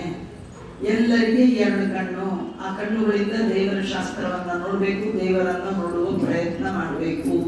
ಎಲ್ಲರಿಗೆ 2 ಕಿವಿ, ಎಲ್ಲರಿಗೆ 2 ಕೈ, ಎಲ್ಲರಿಗೆ 2 ಕಾಲು, ಎಲ್ಲರಿಗೆ ಒಂದು ತಲೆ ಒಳಗೆ 100 ಗ್ರಾಂ ಬುದ್ಧಿ, ಹೀಗೆಲ್ಲ ಕೊಟ್ಟಿರ್ತಾನೆ. ಎಲ್ಲರಿಗೂ ಅವ್ರವ್ರ ಯೋಗ್ಯತೆ, ಯಾರೇನ್ ದೇವರು ಕಡಿಮೆ ಮಾಡಲಿಲ್ಲ. ಮಾಡಿದಾನ? ತುಂಬಾ ಜನ ಈ ಭಿಕ್ಷೆ ಬೇಡೋರು ನನಗೇನು ಕೊಟ್ಟಿಲ್ಲ, ದೇವರೇನು ಕೊಟ್ಟಿಲ್ಲ ಅಂತ ಹಾಗೆಲ್ಲ ಅನ್ಬಾರ್ದು. ಎಷ್ಟೆಲ್ಲ ಕೊಟ್ಟಿದ್ದಾನೆ ನೆನ್ಪಿಟ್ಕೋಬೇಕು, ಕೊಡ್ಲಾರದನ್ನ ನೆನೆಸ್ಕೊಳ್ಬಾರ್ದು. ಏನ್ ಕೊಟ್ಟಿದ್ದಾನೆ ಅದು ಸಮವಾಗಿ ಕೊಟ್ಟಿದ್ದಾನೆ. ಅದಕ್ಕೆ ದೇವರ ಹೆಸರೇ ಸಮ. ವಿಷ್ಣು ಸಹಸ್ರನಾಮದಲ್ಲಿ ಅವನ ಹೆಸರು ಸಮಾತ್ಮ, ಸಂಹಿತ ಸಮ. ದೇವರು ಸಮ ಅಂತ ಅವನಿಗೆ ಹೆಸರು. ಅಲ್ಲ, ನಂಗೆ ಯಾಕೋ ದೇವರ ಈ ಗುಣದಲ್ಲಿ ಡೌಟು ಅಂತ ಅಂತಾನೆ. ನನಗೆ ದೇವರಲ್ಲಿ ನಂಬಿಕೆ ಇದೆ, ಆದ್ರೆ ದೇವರ ಗುಣದಲ್ಲಿ ನಂಬಿಕೆ ಇಲ್ಲ ಅಂತ. ತುಂಬಾ ಜನ ಏನಂದ್ರೆ ದೇವರಲ್ಲಿ ನಂಬಿಕೆ ಇದ್ರೆ ಸಾಕು, ಗುಣ ಕಟ್ಕೊಂಡು ನಾವೇನ್ ಮಾಡಬೇಕು ಹಾಗೆ ಹೇಳಬಾರ್ದು. ದೇವರಿಗಿಂತೂ ಬೇರೆಯಾದ ದೇವರ ಗುಣ ಇಲ್ಲ. ನಿಮಗೆ ದೇವರ ಗುಣದಲ್ಲಿ ನಂಬಿಕೆ ಇಲ್ಲ ಅಂತ ಆದ್ರೆ ದೇವರಲ್ಲಿ ನಂಬಿಕೆ ಇಲ್ಲ ಅಂತಾನೆ ಅರ್ಥ. ಯಾಕೆಂದ್ರೆ ಗುಣಗಳು ದೇವರಿಗಿಂತ ಬೇರೆ ಅಲ್ಲ, ಗುಣಗಳೇ ದೇವರು, ದೇವರೇ ದೇವರ ಗುಣಗಳು. ಹಾಗಾಗಿ ಇವನು ಹೇಳ್ತಾನೆ, ನನಗೆ ಗುಣದಲ್ಲಿ ನಂಬಿಕೆ ಇಲ್ಲ. ಇದು ಅವನ ಕಥೆ ಅಲ್ಲ, ನಮ್ಮ ಕಥೆ. ಇಲ್ಲೆಲ್ಲ ನೀವೆಲ್ಲ ಭಾಗವತಕ್ಕೆ ಬಂದಿದ್ದೀರಿ, ನಿಮಗೆಲ್ಲ ದೇವರಲ್ಲಿ ಭಕ್ತಿ ಇದೆ, ದೇವರಲ್ಲಿ ನಂಬಿಕೆ ಇದೆ ಅಂತ ನಾನೇನು ಹೇಳಬೇಕಾಗಿಲ್ಲ. ನಿಮಗೆ ದೇವರ ನಂಬಿಕೆ ಇರೋದಕ್ಕೆ ಬಂದಿದೆ. ಆದರೆ ನಿಮಗೆ ದೇವರಲ್ಲಿ ನಂಬಿಕೆ ಇದೆ, ದೇವರ ಗುಣದಲ್ಲಿ ನಂಬಿಕೆ ಇದೆಯಾ ಅಂದ್ರೆ ಡೌಟ್. ನಮಗೆ ದೇವರ ಗುಣದಲ್ಲಿ ನಂಬಿಕೆ ಇಲ್ಲ. ಅದ್ಯಾಕೆ ಹೇಳ್ತೀವಿ ಆಚಾರ್ಯ? ನೋಡಿ, ನೀವೆಲ್ಲ ಪುರಾಣದಲ್ಲಿ ಕೇಳಿದ್ದೀರಿ, ಜಗತ್ ರಕ್ಷಕ ಯಾರು? ಈ ಜಗತ್ತಿನ ರಕ್ಷಣೆ ಯಾರು ಮಾಡ್ತಾ ಇದ್ದಾರೆ? ಯಾರು? ನಾರಾಯಣ ತಾನೆ. ಮನೆ ಬೀಗ ಯಾಕೆ ಹಾಕೊಂಡು ಬಂದ್ರಿ? ನಿಮ್ಮ ಹುಷಾರ್ ನಿಮ್ಮ ಹುಷಾರ್ ರಕ್ಷಣೆ ದೇವರಿಗೆ ಇಲ್ಲ. ನಿಮ್ಮ ಇಲ್ಲ ಕ್ರಮ ಅಲ್ಲ. ರಾಮದೇವ್ರ ಕಾಲದಲ್ಲಿ ಯಾರ ಮನೆಗೆ ಬಾಗಿಲೇ ಇರಲಿಲ್ಲ, ಯಾರು ಬಾಗಿಲು ಹಾಕೊಂಡು ಬರೋ ಪ್ರೋಗ್ರಾಮೇ ಇಲ್ಲ. ಈಗ ನಮ್ಗೆ ಪಕ್ಕದಲ್ಲಿ ಕೂತಿರೋರ್ ಮೇಲೆ ಡೌಟ್. ಇವ್ರು ಡೈಲಿ ಪುರಾಣ ಬರೋದು ನೋಡ್ಕೊಂಡು ನಾವಿಲ್ವ ಆಯ್ತು ನಾವು ನಮ್ಮ ರಕ್ಷಣೆಗೆ ಅಂತ ಬೀಗ ಹಾಕೊಂಡು ಬರ್ತೀವಿ. ಹಾಕಿದ ಬೀಗ ಹಾಗೇ ಇರುತ್ತೆ. ಹಿಂದೆ ಗೋಡೆ ಹೊಡೆದ್ರೆ ಏನ್ ಮಾಡ್ತೀವಿ ಅಲ್ವಾ? ನೀವೇನು ರಕ್ಷಣೆ, ಒಂದೇ ಒಂದು ಗ್ರಾಮ ರಕ್ಷಣೆ ಮಾಡುವ ಯೋಗ್ಯತೆ ನಮಗಿಲ್ಲ.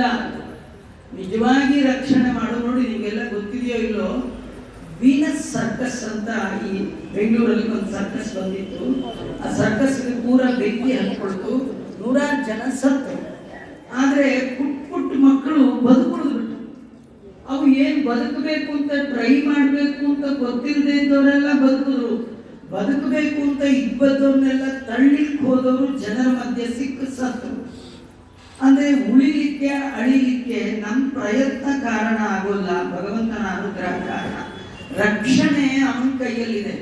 ಇನ್ನೊಂದು ನಡೆದ ಘಟನೆ, ಒಂದು ಗಂಡ ಹೆಂಡತಿ ಕಾರಲ್ಲಿ ಪ್ರಯಾಣ ಮಾಡ್ತಾ ಇದ್ರು. ಮುಂದೆ ದಂಪತಿಗಳಿದ್ರು, ಹಿಂದೆ ದಂಪತಿಗಳಿದ್ರು. ಮುಂದೆ ಕಾರ್ ಓಡಿಸಲು ಗಂಡ ಹೆಂಡತಿ, ಹಿಂದೆ ಗಂಡ ಹೆಂಡತಿ. ಅವರು 2 ಟ್ವಿನ್ಸ್ ಮಕ್ಕಳು. ಅವರು ಮಕ್ಕಳನ್ನು ಕೂಡಿಸ್ಕೊಂಡು ಪ್ರಯಾಣ ಮಾಡ್ತಾ ಇದ್ರು.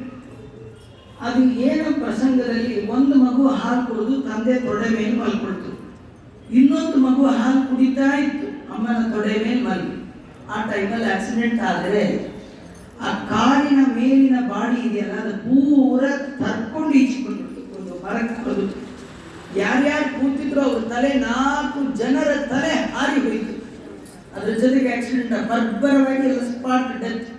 ಆದ್ರೆ ತೊಡೆ ಮೇಲೆ ಮಲಗಿದ 2 ಮಕ್ಕಳು ಆರಾಮಾಗಿತ್ತು. ಯಾರು ರಕ್ಷಣೆ ಮಾಡಿದ್ದು? ಅಂದ್ರೆ ದೇವರು ಹಣೆಯಲ್ಲಿ ಬರೆದಿರ್ತಾನೆ, ಇವ್ರಿಗೆ ಇಂಥ ಟೈಮಲ್ಲಿ ಸಾವು. ಅವು ತೊಡೆ ಮೇಲೆ ಇವರಿದ್ರು, ಇವರಿಗೆ ಬರೋದು ಬೇಡ. ಭಗವಂತನ ಇಚ್ಛೆ, ಅವನ ಇಚ್ಛೆಯಿಂದ ಹುಟ್ಟು, ಅವನ ಇಚ್ಛೆಯಿಂದ ಸಾವು, ಅವನ ಇಚ್ಛೆಯಿಂದ ರಕ್ಷಣೆ, ಎಲ್ಲ ಇಚ್ಛೆ. ನಮ್ಗೆ ಏನಂದ್ರೆ ನಿಜವಾಗಿ ದೇವರಲ್ಲಿ ನಂಬಿಕೆ ಇಲ್ಲ. ಜಗದ ರಕ್ಷಣೆ ದೇವರೇ ಮಾಡೋದು ಅಲ್ರಿ, ಎಲ್ಲ ದೇವರೇ ಮಾಡ್ತಾನೆ ಅಂತ ಹೇಳಿ ನಾವು ಬಾಗು ತಗೊಂಡು ಬರಕ್ಕಾಗತ್ತಾ? ನಮ್ಮ ಹುಷಾರು ನಾವು ಬೀಗ ಹಾಕೊಳ್ಳೋದು ಬೇಡವೆ ಅಂತ ದೇವರಿಗೂ ಮೇಲೆ ನಮ್ಮ ಹುಷಾರು ಅಂತ ಬೀಗ ಹಾಕಿ ಎಲ್ಲ ಮಾಡಿ. ಕೆಲವರು ಮನೆಯಿಂದ ಹೊರಗೋಗ್ಬೇಕಾದ್ರೆ ಹೇಳ್ತಾರೆ, ಹುಷಾರು ಮನೆ ಬಾಗಿಲು ಹುಷಾರು ಅಂತಿರ್ತಾರೆ. ಆ ಮನೆ ಹುಷಾರಾಗೇ ಇರುತ್ತೆ, ಬಾಗಿಲು ಹುಷಾರಾಗೇ ಇರುತ್ತೆ. ಮನೆ ಒಳಗೆ ಬಾಗಿಲೊಳಗೆ ಇರೋದು ಮಾತ್ರ ಇಂದಿರಾರಮಣ ಗೋವಿಂದ ಹಾಗೇ. ಈಗ ಅದೆಲ್ಲ ಬಿಟ್ಬಿಡಿ. ಕೆಲವರಿಗೆ ಮನೆಯಲ್ಲಿ ಡೌಟ್ ಅಂತ ಹೇಳಿ ಇದು ಬದ್ದಿದ್ದೆಲ್ಲ ತಗೊಂಡು ಬ್ಯಾಂಕಲ್ಲಿ ಇಟ್ಟು. ಇವತ್ತು ಬೆಂಗಳೂರಿನಲ್ಲಿ ಎಷ್ಟು ಬ್ಯಾಂಕ್ಗಳು ಇಂದಿರಾರಮಣ ಗೋವಿಂದ ಆಗಲಿಲ್ಲ. ಆಗ ನಿಮ್ಮ ದುಡ್ಡಿಗೆ ರಕ್ಷಣೆ ಯಾರು? ಭಗವಂತ. ಅವನು ಕೊಟ್ಟರೆ ರಕ್ಷಣೆ, ಇಲ್ಲದೆ ಇಲ್ಲ. ಅದರಿಂದ ನಂಬಿ ಕೆಟ್ಟವರಿಲ್ಲವೋ ರಂಗಯ್ಯನ ನಂಬದೆ ಕೆಟ್ಟರೆ ಕೆಡಲಿ. ಅದಕ್ಕೆ ಇವನಂತಾನೆ, ನನಗೆ ದೇವರ ನಂಬಿಕೆ ಇದೆ, ದೇವರ ಗುಣದಲ್ಲಿ ನಂಬಿಕೆ ಇಲ್ಲ. ಯಾವ ಗುಣ? ದೇವರು ಎಲ್ಲರಿಗೆ ಒಂದೇ ಅನ್ನುವ ಗುಣದಲ್ಲಿ ನಂಬಿಕೆ ಇಲ್ಲ ಅಂದಾಗ ಶುಕಾಚಾರ್ಯ ಕೇಳ್ತಾರೆ, ಏನ್ ಪ್ರಾಬ್ಲಮ್ ಅಂತ. ಇಲ್ಲ, ದೇವರು ಮತ್ಸ್ಯ ಕೂರ್ಮ ಅಂತ ಎಷ್ಟೋ ಅವತಾರ ತೆಗೆದ. ಎಲ್ಲ ಅವತಾರದಲ್ಲಿ ಮಾಡಿದ್ದು ಒಂದೇ ಕೆಲಸ. ಏನದು? ಪರಿತ್ರಾಣಾಯ ಸಾಧೂನ ವಿನಾಶಾಯ ಚ ದುಷ್ಕೃತ. ಸಾಧುಗಳು ಅಂದ್ರೆ ದೇವತೆಗಳು, ಕೆಟ್ಟವರು ಅಂದ್ರೆ ದೈತ್ಯರು. ದೇವರು ಬಂದಾಗೆಲ್ಲ ದೇವತೆಗಳ ಉದ್ಧಾರ ಮಾಡ್ತಾನೆ, ದೈತ್ಯರ ಸಂಹಾರ ಮಾಡ್ತಾನೆ. ದೇವತೆಗಳು ಅಂದ್ರೆ ಇಂದ್ರ. ಒಬ್ಬ ಇಂದ್ರನಿಗೋಸ್ಕರವಾಗಿ ಇಷ್ಟು ಜನ ದೈತ್ಯರನ್ನ ದೇವರು ಯಾಕೆ ಕೊಲ್ತಾನೆ? ದೇವರಿಗೆ ಇಂದ್ರಾದಿ ದೇವತೆಗಳು ಕಂಡ್ರೆ ಇಷ್ಟ, ದೈತ್ಯರ ಕಂಡ್ರೆ ಕಷ್ಟ. ಇದು ಸಾಮಾನ್ಯ ಮನುಷ್ಯರ ಸ್ವಭಾವ. ನಮ್ಗೆಲ್ಲ ಒಬ್ಬರನ್ನ ಕಂಡ್ರಾಗತ್ತೆ, ಒಬ್ಬರನ್ನ ಕಂಡ್ರಾಗಲ್ಲ. ದೇವ್ರಿಗೂ ಹಾಗೆ, ಒಬ್ಬರನ್ನ ಕಂಡ್ರಾಗತ್ತೆ, ಒಬ್ಬರನ್ನ ಕಂಡ್ರಾಗಲ್ಲ. ಅಂದ್ರೆ ಅವನು ದೇವ ಅಂತ ಹೇಗಾಗ್ತಾನೆ? ಆದ್ರಿಂದ ನನ್ಗೆ ಯಾಕೋ ದೇವರ ಬಗ್ಗೆ ಡೌಟ್ ಇದೆ ಅಂತ ಕೇಳಿದಾಗ ಶುಕಾಚಾರ್ಯ ಹೇಳ್ತಾರೆ, ನೋಡು, ಹಾಗೆಲ್ಲ ತಪ್ಪು ತಿಳ್ಕೊಳ್ಬೇಡ. ದೇವರು ಇವರು ಬೇಕಾದವರು, ಇವರು ಬೇಡವಾದವರು ಅಂತ ದೇವರಿಗೆ ಯಾರೂ ಇಲ್ಲ. ದೇವರಿಗೆ ಪ್ರೀತಿ ಮಾಡ್ಲಿಕ್ಕೂ ಇಲ್ಲ, ಉದಾಸೀನಕ್ಕೂ ಇಲ್ಲ, ದ್ವೇಷಕ್ಕೂ ಇಲ್ಲ. ದೇವರು ಎಲ್ಲರನ್ನೂ ಒಂದೇ ರೀತಿ ನೋಡ್ತಾನೆ. ನೀ ಏನಂತ್ಯ? ಇಂದ್ರಾದಿ ದೇವತೆಗಳಿಗೆ ಉದ್ಧಾರ ಮಾಡ್ದ, ದೈತ್ಯರ ಸಂಹಾರ ಮಾಡಿದ್ಯಾ ಅಂತ ಕೇಳಿದೆಯಲ್ಲ. ಭಗವಂತ ದೈತ್ಯರನ್ನು ಉದ್ಧಾರ ಮಾಡಿದ ಕಥೆ ನಿನಗೆ ಹೇಳ್ತೇನೆ ಅಂತ ಕಥೆಯನ್ನ ಹೇಳಲಿಕ್ಕೆ ಶುರು ಮಾಡಿದ್ದಾರೆ. ಅದೇನಂದ್ರೆ, ನಿಮ್ಮ ತಾತಂದಿರು ಶುಕಾಚಾರ್ಯರು ಪರೀಕ್ಷಿತನಿಗೆ ಹೇಳ್ತಾರೆ, ನಿಮ್ಮ ತಾತಂದಿರು, ತಾತ ಅಂದ್ರೆ ಯಾರು ಪರೀಕ್ಷಿತನಿಗೆ?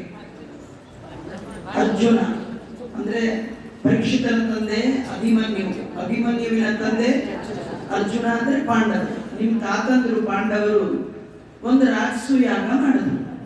ಆ ಮಾಡಿದ ಮೇಲೆ ಅದರಲ್ಲಿ ಅಗ್ರ ಪೂಜೆ ಅಂತ, ಅಗ್ರ ಪೂಜೆ ಅಂದ್ರೆ ಇನ್ನೇನಿಲ್ಲ ರೀ, ನಿಮ್ಮ ಮನೆಗೆ ಫಂಕ್ಷನ್ ಬಂದವ್ರಿಗೆಲ್ಲ ಹೋಗುವಾಗ ಏನಾದ್ರು ಕೊಟ್ಟು ಕಳಿಸ್ತೀವಲ್ಲ, ಒಂದು ಡಬ್ಬ ಗಿಬ್ಬ, ಏನು ನಾವು ಡಬ್ಬ, ಅವ್ರು ಕೊಡೋದು ಡಬ್ಬ, ಅವ್ರು ನಮಗೆ ಕೊಟ್ಟಿದ್ರು ಡಬ್ಬ, ಟೋಟಲ್ ಡಬ್ಬ. ಆ ಡಬ್ಬ ಯಾವುದಂದ್ರೆ ಸ್ಟೈನ್ಲೆಸ್ ಸ್ಟೀಲ್. ಸ್ಟೀಲ್ ಅಂದ್ರೆ ಕಬ್ಬಣ, ಕಬ್ಬಣ ಅಂದ್ರೆ ಗ್ರಾಚಾರ. ನೀವೊಂದು ಗ್ರಾಚಾರ ಎಕ್ಸ್ಚೇಂಜ್ ಮಾಡ್ತೀರಿ, ಅವರೊಂದು ಗ್ರಾಚಾರ ಎಕ್ಸ್ಚೇಂಜ್ ಮಾಡ್ತಾರೆ. ನಿಮ್ಮ ತಾತ ನಮ್ಮ ತಾತನ ಕಾಲದಲ್ಲಿ ಸ್ಟೀಲ್ ಡಬ್ಬಿ ಕೊಟ್ಟದ್ದು ಇಲ್ಲೇ ಇಲ್ಲ, 1 ಗ್ರಾಮ್ ಕೊಟ್ಟರು ಬೆಳ್ಳಿನೇ ಕೊಡ್ಬೇಕು. ಯಾಕಂದ್ರೆ ಅಲ್ಲಿ ಲಕ್ಷ್ಮೀನಾರಾಯಣರು ಇರ್ತಾರೆ, ನೀವೇನು ಕೊಡ್ತೀರಿ ಅಂತದ್ದು ನಿಮಗೆ. ನೀವು ಸ್ಟೀಲ್ ಕೊಟ್ಟರೆ ಮನೆ ತುಂಬ ಬರೀ ಸ್ಟೀಲು ಕಬ್ಬಿಣದ ಅಂಗಡಿ. ಎಷ್ಟೋ ಸತಿ ನಮ್ಮಲ್ಲಿರೋ ಪಾತ್ರೆನ ಒಳಗಿಟ್ಟು ನಾವೇ ಹೊರಗಿರ್ಬೇಕು, ಪಾತ್ರೆ ಇಡಕ್ಕೆ ಜಾಗ ಇಲ್ಲ. ನಮ್ದೊಂದು ಮದುವೆ ಬರೀ ತನ್ ಸ್ವಲ್ಪ ಒಂಚೂರು ಸೀರೆ ಹಳೇದಾದ್ರೆ ಪಂಚೆ ಹಾಕಿದ್ರೆ 2 ಚಮಚ ಕೊಟ್ಬಿಟ್ರೆ ಸಾಕು. ಹಿಂದೆಲ್ಲ ಆಗಿರ್ಲಿಲ್ಲ, ಉಟ್ಕೊಂಡು ಬಿಟ್ಟು ಸ್ವಲ್ಪ ಹರಿತು ಅಂದ್ರೆ ಅಷ್ಟೂ ಇಲ್ಲದವರಿಗೆ ಕೈ ಎತ್ತಿ ಕೊಟ್ಬಿಡೋರು, ಮನೆ ಮುಂದೆ ಕಾಂಪೌಂಡ್ ಮೇಲೆ ಹಾಕ್ಬಿಡೋರು. ಯಾರಿಗೆ ವಸ್ತ್ರ ಇಲ್ಲ ಅವ್ರಿಗೊಂದು ಅದನ್ನು ತಗೊಂಡು ಹೋಗ್ಬೋದು. ಇದೆಲ್ಲ ಬಹಳ ಉಪಯೋಗ ಮಾಡುವಂಥದ್ದು, ಭಗವಂತನಿಗೆ ಪ್ರೀತಿಕಾರಕವಾದದ್ದು. ಅದು ಬಿಟ್ಟು ಅದನ್ನು ಕೊಟ್ಟು 2 ಚಮಚ ತಂದಿಟ್ಕೊಂಡು ಏನ್ ಮಾಡ್ತೀವಿ, ಅದೆಲ್ಲ ಮಾಡಬಾರದು. ಹೀಗಾಗಿ ಈ ಪ್ರಹ್ಲಾದ ರಾಜರ ಕಥೆಯನ್ನ ಹೇಳುವಾಗ ಅಗ್ರ ಪೂಜೆ ಅಂತ ಬರುತ್ತೆ.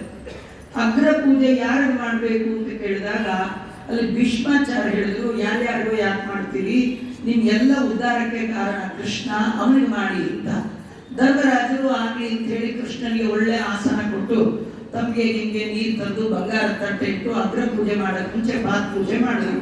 ಆ ಪಾತ್ ಪೂಜೆಗೆ ಅಂತ ನೀರು ಹಾಕೋ ಟೈಮ್ಗೆ ಸಭೆ ಒಳಗೆ ಒಬ್ಬ ಎದ್ದು ನಿಂತ, ನಿಲ್ಸಿ ಅಂತ. ಯಾರು ಅಂತ ತಿಳಿ ನೋಡಿದ್ರೆ ಚೇದಿ ದೇಶ ಅಂತ ಒಂದು ದೇಶ, ಅಲ್ಲಿಯ ರಾಜ ದಮಘೋಷ ಅಂತ, ಅವನ ಮಗ ಶಿಶುಪಾಲ ಅಂತ, ಅವನು ಎದ್ದು ನಿಂತ ಹೇಳಿದ, ಧರ್ಮರಾಜ ಇಷ್ಟು ವಯಸ್ಸಾಗಿದೆ ನಿನಗೆ, ಯಾರಿಗೆ ಪಾತ್ ಪೂಜೆ ಮಾಡಬೇಕು ಅನ್ನೋದು ಗೊತ್ತಿಲ್ಲ, ಯಾರಿಗೆ ಪಾತ್ ಪೂಜೆ ಮಾಡ್ತಾ ಇದ್ದೀಯಾ? ಕೃಷ್ಣನಿಗೆ. ಅವನಿಗೆ ಪಾತ್ ಪೂಜೆ ಮಾಡಿಸ್ಕೊಡೋ ಯೋಗ್ಯತೆ ಏನಿದೆ, ಏನ್ ನೋಡಿ ಅವನಿಗೆ ಪಾತ್ ಪೂಜೆ ಮಾಡ್ತೀಯ? ಅವನೇನು ಓದ್ಕೊಂಡಿದ್ದಾನ ಅಂದ್ರೆ ಓದಿಲ್ಲ, ಬರಾವಿಲ್ಲ. ಅಲ್ಲ, ನಿಮ್ಗೇನ್ ಗೊತ್ತಾಯ್ತು ಅಂದ್ರೆ ಅವ್ನ ಕೆಲಸ ನೋಡಿದ್ರೆ ಗೊತ್ತಾಗತ್ತೆ. ಏನ್ ಕೆಲಸ, ಅವನೇನ್ ಸಾಫ್ಟ್ವೇರಾ, ಅವನೇನು ಡಾಕ್ಟ್ರ, ಇಂಜಿನಿಯರ್, ಅವನೇನ್ ಕೆಲಸ? ಕೃಷ್ಣಂದು ಹಾಗೆಲ್ಲ ಹೇಳ್ಬಾರ್ದು, ದನ ಕಾಯೋ ಕೆಲಸ. ಈ ದನ ಕಾಯೋದು ಅಂತ ಯಾರು ಹೇಳ್ತಾರೆ? ಓದಿದ್ದವ್ರಿಗೆ ಏನ್ ಹೇಳ್ತಾರೆ? ಎಲ್ಲರೂ ಹೋಗಿ ದನ ಕಾಯೋದು. ನಿಮ್ಗೆ ಗೊತ್ತಾ, ಕೃಷ್ಣನಿಗೆ ಯಾರು ಹೇಳಿಲ್ಲ ದನ ಕಾಯ್ಲಿಕ್ಕೆ ಹೋಗುದು, ಯಾರು ಅಂದಿದ್ರ? ಆದ್ರೆ ದೇವರೇ ಸ್ವತಃ ದನ ಕಾಯ್ಲಿಕ್ಕೆ ಬಂದ. ಅಷ್ಟು ಬಂದ್ರೆ ತಿಳ್ಕೊಳ್ಳಿ, ಅವ್ರು ಓದಿದ್ದು ತಾವೇ ಆಯ್ಕೆ ಮಾಡ್ಕೊಳ್ಳೋ ಕೆಲಸ ಯಾವುದು? ದನ ಕಾಯೋದು. ಆದ್ರಿಂದ ಕೃಷ್ಣನ ವಿದ್ಯೆ ಇಲ್ಲ, ಬುದ್ಧಿ. ಕೆಲವರಿಗೆ ವಿದ್ಯೆ ಇಲ್ಲ, ಬುದ್ಧಿ ಇಲ್ಲ, ವರ ಬುದ್ಧಿವಂತ ನೋಡ್ರಿ ಭಾರಿ ಚೆನ್ನಾಗಿರ್ತಾನೆ, ಏನ್ ಡೈಗೆ ಹಾಕ್ಬಿಟ್ರೆ ಏನ್ ಭಾರಿ ದೊಡ್ಡ ಪೋಸ್ಟ್ ಇರ್ಬೇಕು ಅಂತ ಅನ್ಕೊಳ್ಬೇಕು, ಏನಿಲ್ಲ. ಹಾಗೆ ನೋಡ್ಲಿಕ್ಕಾದ್ರೂ ಚೆನ್ನಾಗಿದ್ದಾನ ಅಂದ್ರೆ ಅಮಾವಾಸ್ಯೆ ದಿನ ಕಣ್ಣಿಗೆ ಕಾಣಲ್ಲ, ಅಷ್ಟು ಕರಿಯ. ಕೃಷ್ಣ ನೀಲಮೇಘ ಶ್ಯಾಮ, ಡಾರ್ಕ್ ಬ್ಲೂ, ಅವನು ಕಣ್ಣಿಗೆ ಕಾಣಲ್ಲ. ಅಮಾವಾಸ್ಯೆ ಅವ್ನು ತೋರಿಸ್ಬೇಕಂದ್ರೆ ಟಾರ್ಚ್ ಸಿಗುತ್ತೆ ನೋಡಿ, ಅವನೇ ನಿಮ್ಮ ಯಜಮಾನ್ರು ತೋರಿಸ್ಬೇಕು. ಇಷ್ಟು ಕತ್ತು ಗೊತ್ತೇ ಆಗಲ್ಲ, ಇದು ಸರಿಗಿಲ್ಲ. ನಿನ್ನ ಅಂಥವ್ರಿಗೆ ಹೋಗಿ ಪಾತ್ ಪೂಜೆ ಮಾಡ್ತಾ ಇದ್ದೆ. ಹೋಗ್ಲಿ, ಕೆಲವರಿಗೆ ವಿದ್ಯೆ ಇಲ್ಲ, ಬುದ್ಧಿ ಇಲ್ಲ, ನೋಡ್ಲಿಕ್ಕೆ ಚೆನ್ನಾಗಿ ಇದ್ದೇ ಇದ್ರು ಪೂಜೆ ಮಾಡ್ಬೋದು. ಯಾರಿಗೆ ಒಳ್ಳೆ ಗುಣ, ಕ್ಯಾರೆಕ್ಟರ್ ಇರ್ಬೇಕು. ಕೃಷ್ಣ ಕ್ಯಾರೆಕ್ಟರ್ ಚೆನ್ನಾಗಿದ್ಯಾ? ಹೋಗ ಊರ್ನಲ್ಲಿ ಕೇಳು ಕೃಷ್ಣನ ಬಗ್ಗೆ. ಸಣ್ಣ ವಯಸ್ಸಿಂದ ಮಾಡ್ಕೊಂಡ್ ಬಂದಿರೋದು ಒಂದೇ ಕೆಲಸ, ಏನದು? ಕಾಳಿತನ. ಸ್ವಲ್ಪ ದೊಡ್ಡವನಾದ್ಮೇಲೆ ಇನ್ನೂ ಬಾರಿ ಮಾಡ್ಬಿಟ್ಟ, ನಮ್ಮ ಬಾಯಿಲೆಲ್ಲ ಹೇಳಲಿಕ್ಕೆ ಸಾಧ್ಯ ಇಲ್ಲ. ಅಂಥವ್ನು ಕರೆಸಿ ಇಂಥ ಚೇರ್ ಹಾಕಿ ಅವನಿಗೆ ನೀನ್ ಪಾತ್ ಪೂಜೆ ಮಾಡ್ತಾ ಇದೆಯಾ, ನಿಂಗೆ ಬುದ್ಧಿ ಬೈದ. ಈ ಶಿಶುಪಾಲ ದೇವರನ್ನ ಬೈಯೋದ್ರಲ್ಲಿ PhD ಮಾಡ್ಬಿಟ್ಟಿದ್ದ. ಅವನು ಯೂನಿವರ್ಸಿಟಿ ಕೋರ್ಸ್ ಕೇಳಿದ, ಯಾವ್ದ್ರ ಬಗ್ಗೆ ಮಾಡ್ಬೇಕು, ಎಲ್ಲ ಮುಗಿದೋಗಿತ್ತು. ಹಾಗಾದ್ರೆ ದೇವರ ಬೈಯೋದ್ರ ಬಗ್ಗೆನೇ ಒಂದು PhD ಮಾಡೋದು. ಏನಂದ್ರೆ ಆರಭ್ಯ ಕಲಭಾಷಣ, ದಮಘೋಷ ಸುತ ಪಾಪ, ಆರಭ್ಯ ಕಲಭಾಷಣ. ಅವನು ಯಾವತ್ತು ಮಾತಾಡ್ಲಿಕ್ಕೆ ಶುರು ಮಾಡ್ದ ಅವತ್ತಿಂದನೇ ದೇವ್ರನ್ನ ಬೈತಿದ್ದ. ನಮ್ಮನೇಲಿ ಮಕ್ಕಳು ಸಣ್ಣವರಿದ್ದಾಗ ದೇವ್ರ ಕೈ ಮುಗಿಯಬೇಕು ಎಲ್ಲ ಮಾಡಬೇಕು. ಸ್ವಲ್ಪ ದೊಡ್ಡವರಾಗ್ತಾ ಆಗ್ತಾ ಕಾಲೇಜ್ಗೆ ಹೋಗಿ ಫೇಸ್ಬುಕ್ ನೋಡಿ ಸೀರಿಯಲ್ ನೋಡಿದ್ಮೇಲೆ ದೇವರು ಇವರೆಲ್ಲ ಮರ್ತೋಗ್ಬಿಡುತ್ತೆ. ಆಗ ದೇವರನ್ನು ಬೈಯೋದು, ದೊಡ್ಡವ್ರನ್ನ ಬೈಯೋದು, ತಂದೆ ತಾಯಿ ಎಲ್ಲ ಅವಾಗೇ ಟ್ರೈನ್ ಅಪ್ ಆಗೋದು. ಮೊದಲು ಬರುವಾಗ ಎಲ್ಲ ಮಕ್ಕಳು ಒಳ್ಳೆಯವರಾಗೇ ಇರ್ತಾರೆ. ಬೆಳೀತಾ ಬೆಳೀತಾ ಯೋಗ್ಯತೆಗನುಗುಣವಾಗಿ ಡೆವಲಪ್ ಆಗ್ತಾ ಹೋಗ್ತಾರೆ.